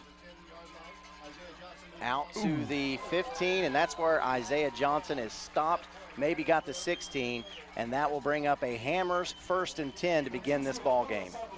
He took a big hit, and he's kind of slow going to the sideline. That's one of those hello Friday night hits. And that is one of Oak Ridge's best players. You definitely don't want to see him get banged up on the first play of the game, but kickoffs are dangerous. They really are, and that's a head-to-head type of hit, and you don't want to see that. So it is what it is, but Mount Juliet's making their self known early. Kendall Jackson, the man in the backfield. Gibbons will throw on first down. It's intercepted. To the 10, to the 5, touchdown Mount Juliet. Yeah, the quarterback read that one read the entire time, and Mount Juliet's cornerback read it the whole time, picked it off, ran in for touchdown. That's a great play by the cornerback. Unfortunate play by the quarterback, who we said only had 3 interceptions earlier, make that 4 now. He read that the whole way. You got to be able to look that off a little bit to try to delay that, but if you can come back here shortly and try to stop and go, you might be able to get him there. So it takes 11 seconds for us to get a Tim Shelton touchdown for the Mount Juliet Bears as they will line up, and Johnson will attempt this extra point. Worst case scenario for Oak Ridge. So the extra point is up. It is good. Mount Juliet strikes first on a pick 6. They lead this one 7-0 in your OEB Law Game of the Week. Dedicated soldier, and during his days off, Greg enjoyed riding his motorcycle. But none of that mattered to the speeding driver who was texting and slammed into him. Greg had medical bills the insurance company refused to pay until Greg called OEB Law. When you get injured, don't expect the insurance company to put your needs first. Call OEB Law 546-1111 and turn your wreck into a check. Back at Mount Juliet, the Golden Bears strike first off a pick 6. Yeah, this is a great play by the cornerback. He read the quarterback the whole time. It looked like it was a called play in the offensive huddle. The quarterback keyed that wide receiver the whole time, never took his eyes off of him. And the cornerback did a really good job of picking up on that, reacting to the play, got good hands, and walked into the end zone. So we have a Regina Copeland trustee kickoff again.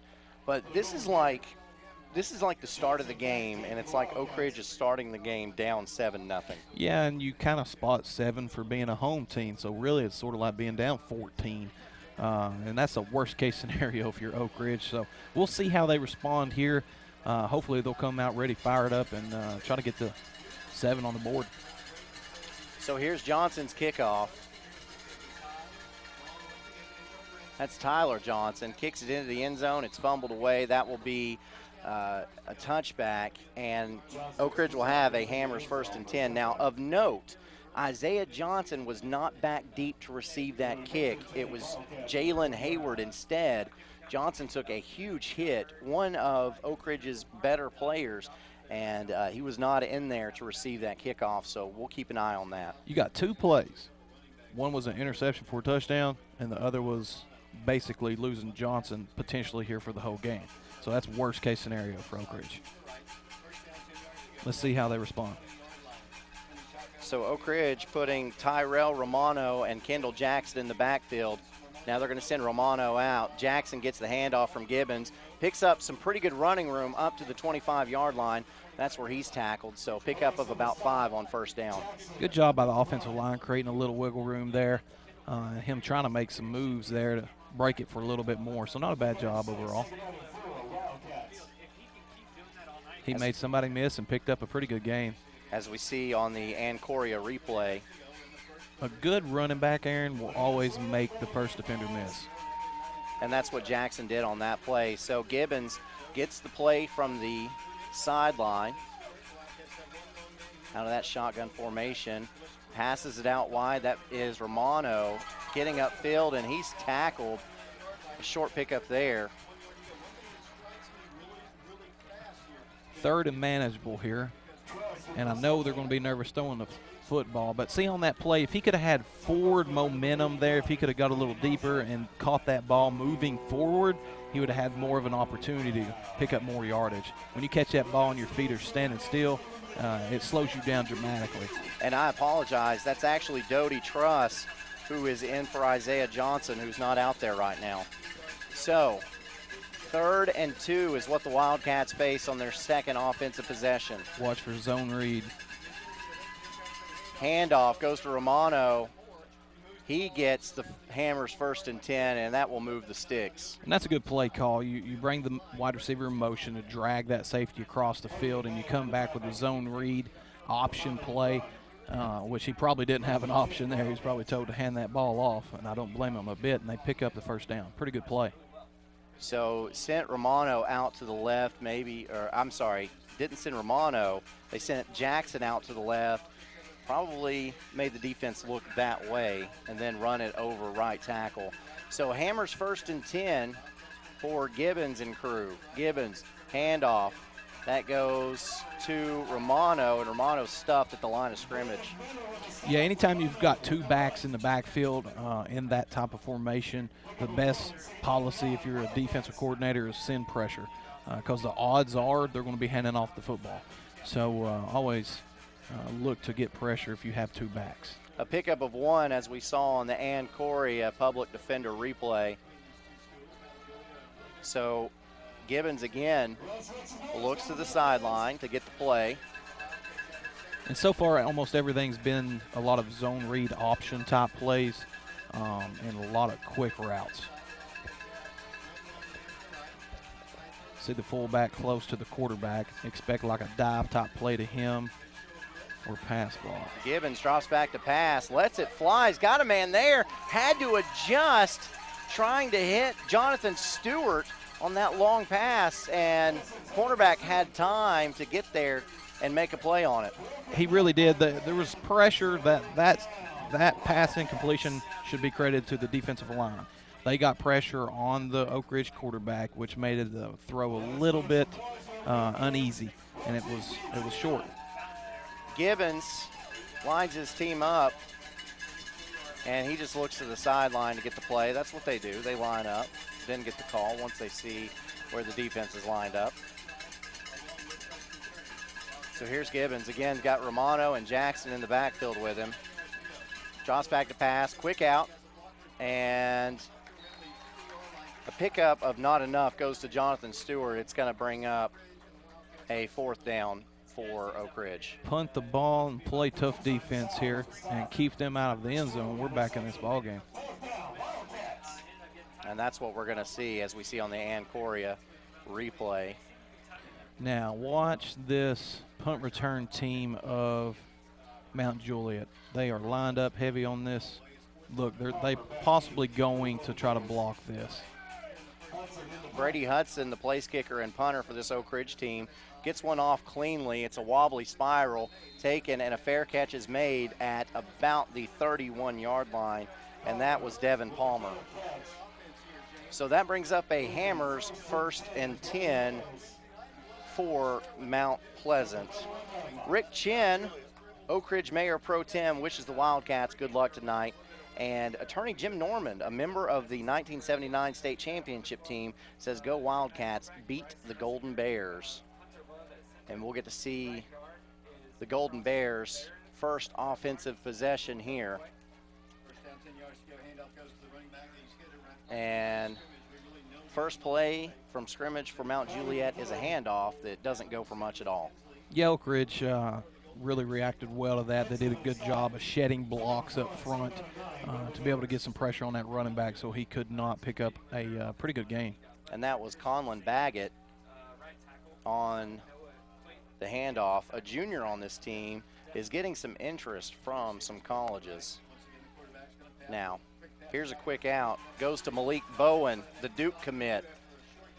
Gets it up to about the 39-yard line, just shy of a first down. Yeah, he's a really good athlete, and to have an offer from an ACC program, you've got to be the real deal, and he is, academically and athletically. Yeah, because Duke is an academic school, which makes it hard to win there, as people know. And that's why David Kuckla's been a National Coach of the Year several times over there. And we've got a flag on the play, and that's going to be an offsides on Oak Ridge. The 5-yard penalty will give the Golden Bears a Hammers 1st and 10. You can't have it if you're Oak Ridge. Last time we covered Oak Ridge, they had too many penalties. Hopefully they can slow that down a little bit here tonight because they will need it.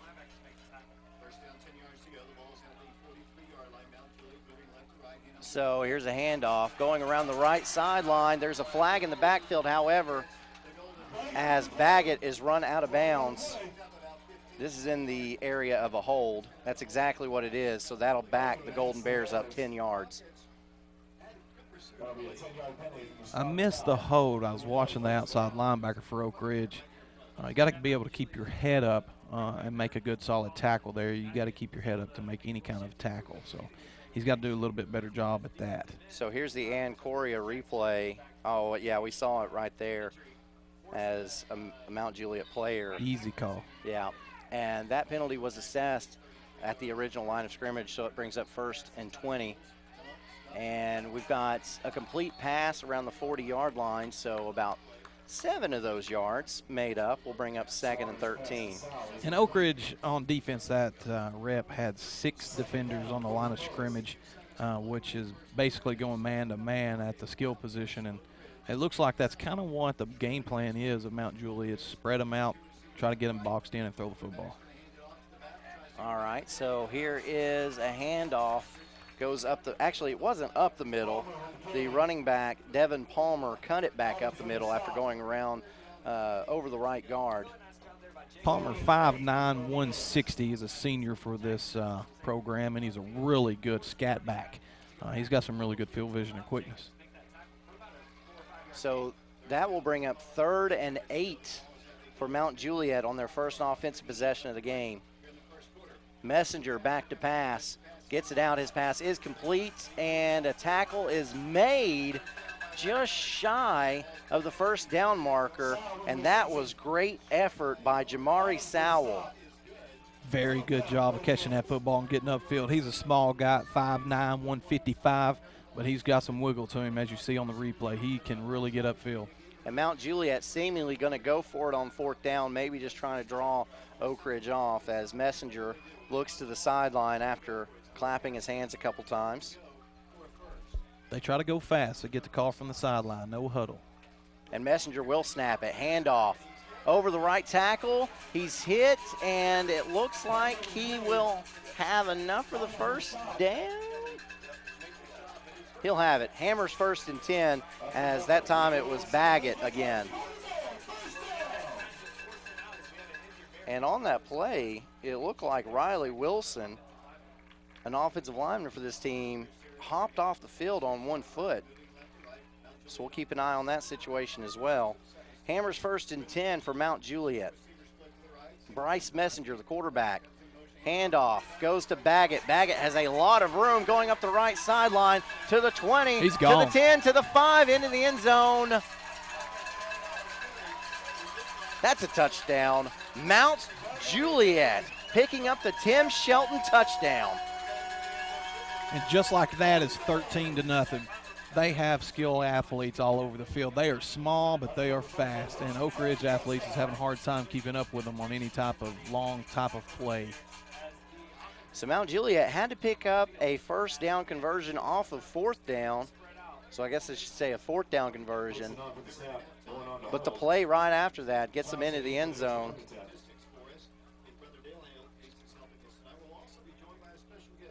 And now we will have an extra point attempt from Tyler Johnson. Snap, set, kick, good. Mount Juliet now up 14-0. 4:45 left to go in the first quarter of your OEB Law Game of the Week. It's truck and SUV season at Ray Varner Ford in Clinton. New 2019 Ford EcoSport, $17,726. New 2020 Ford Explorer XLT, $34,995. New 2019 Ford Mustang EcoBoost, $23,995. Ray Varner Ford is Ford Truck Country. New 2019 F-150 Super Crew, $30,995. New 2019 F-150 4x4, $30,995. Ray Varner Ford in Clinton, or shops online at rayvarnerford.com.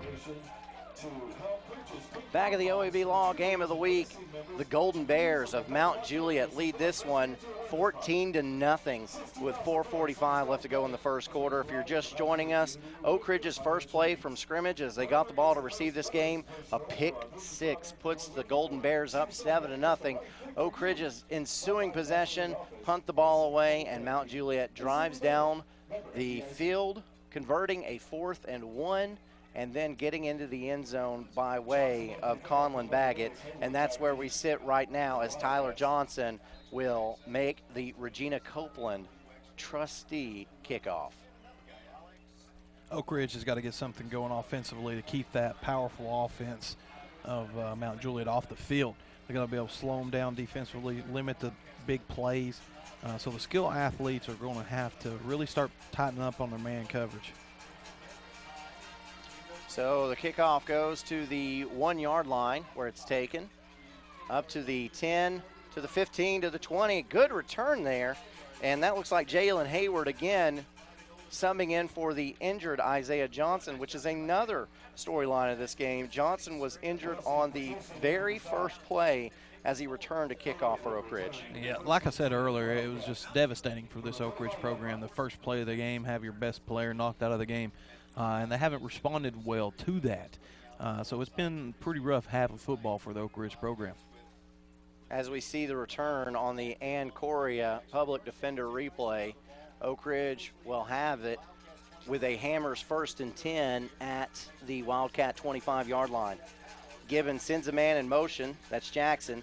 Gets it out to him at the 20. The ball is dropped, and they're going to call that an incomplete pass as Kendall Jackson can't handle it. Which is a good thing, because that was fixing to be a big loss if they did say that was a catch.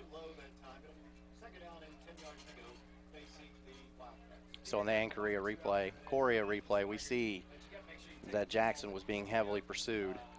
So 2nd and 10 for Oak Ridge. And Mount Juliet is only rushing 4. So this is a very talented defensive front for Mount Juliet. They are big and they are fast. Gibbons. Handoff goes to Jackson. Gets a little bit of running room, breaks the tackle up to the 30, about to the 35.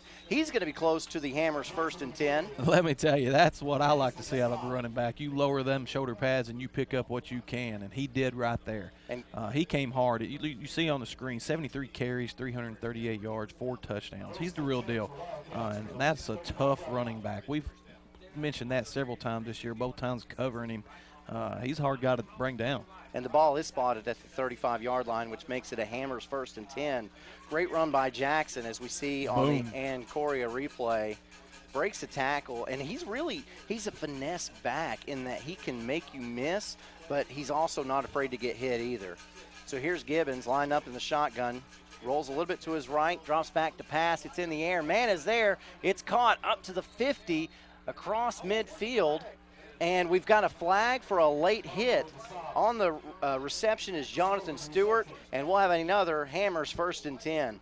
That's a big play, a big break for Oak Ridge. Just any kind of positive yards, we'll take it and move down this field. So that's a big mistake by Mount Juliet.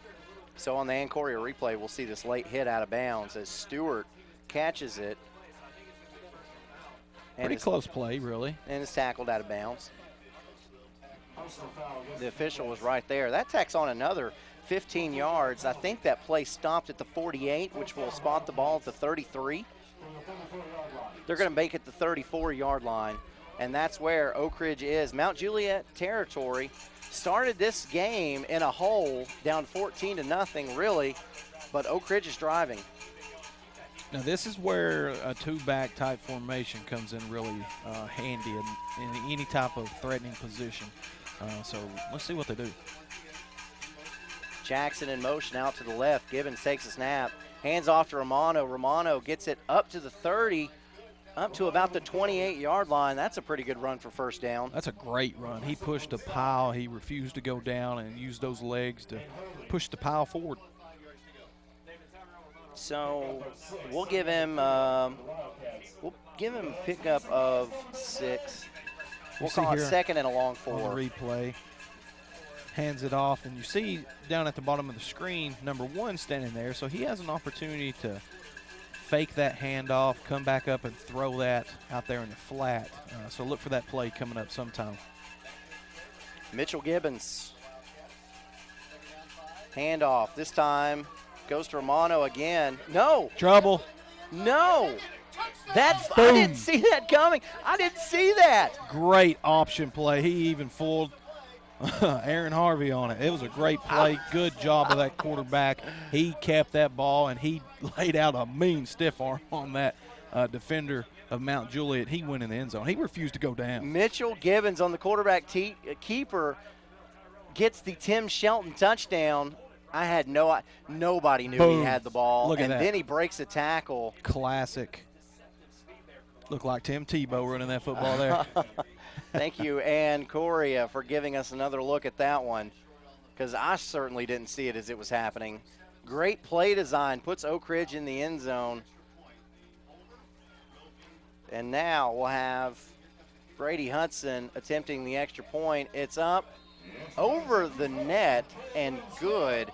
So Oak Ridge strikes back, trails this one now 14-7 at Mount Juliet in our OEB Law Game of the Week. Make this spring all about enjoying the experience. When you ride on your new Ferris commercial mower featuring patented suspension technology, you'll have more than freshly manicured grass. You'll experience productivity and comfort like never before. And because you won't be slowing down for those rough spots, you'll mow more lawn in less time. Ferris, experience suspension. XL Bowman & Son, 524 North Front Street in Rockwood.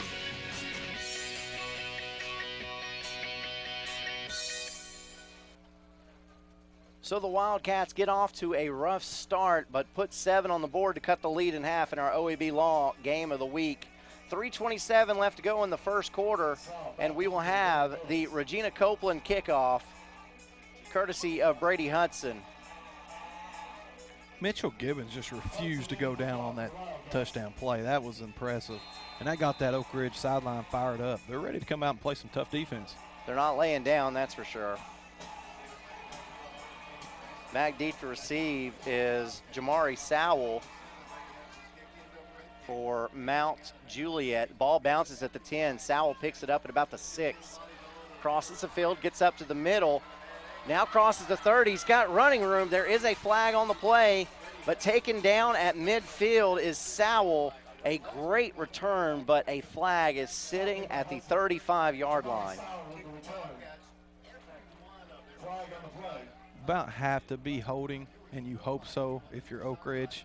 Or that was a big play. Or a block in the back. And now the official decided he didn't throw it in the right place, so it's at the 27-yard line. It is a block in the back. That's a big break. Yes, because that was a wonderful return, as we see on the Ancoria replay. Now, on this, what sprung this big play you'll see down here at the bottom of the screen is what you call a safety man. He's this far side guy. His job is to contain that running back, keep him inside. And you see he lost that, which allowed the Mount Juliet player to be able to bounce outside, pick up a big gain. And on the tackle, it was the kicker, Brady Hudson, and he's the guy you don't want to see making that tackle because that means it was a great return. Yeah, you have to do your job. All 11 players have a particular job to do, and if one person fails at that, that's when big plays start to happen. So now it'll be a Hammers 1st and 10 from the Mount Juliet 17-yard line. Oak Ridge coming out in a 5-man defensive front. Bryce Messenger. Oak Ridge is making them throw. Sends his single back in motion before Messenger takes it himself. Has a lot of running room, and in fact, we've got a foot race. He loses the football. Oh, my goodness. You want to talk about a lucky bounce. Messenger had open field in front of him. The only tackle would have come from behind, and he drops the football. Mount Juliet is lucky that ball bounced right back into his hands. He's running. He's still running, Aaron, if he holds on to that football. Now, as we see this on the Ancoria replay, that was a great run by Carrying Messenger. it like a loaf of bread. And he just it just squirts out of there. As we see the Hammers 1st and 10, Messenger again keeps it and picks up about 6 yards, 7 yards, 8 yards. So Oak Ridge is going to have to account for that quarterback keeper.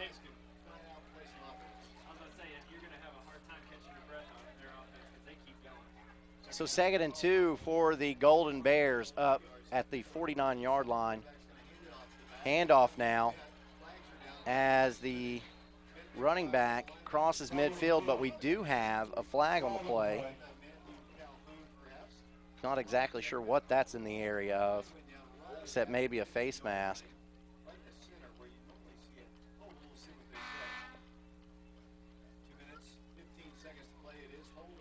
Big break. Yeah, a block in the back call on Mount Juliet.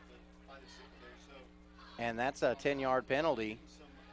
So instead of a probable first down, you've got a block in the back, and now a big penalty against Mount Juliet makes it a 2nd and 11. Even more importantly, it slows that offense down. Anything to slow them down is in favor of Oak Ridge.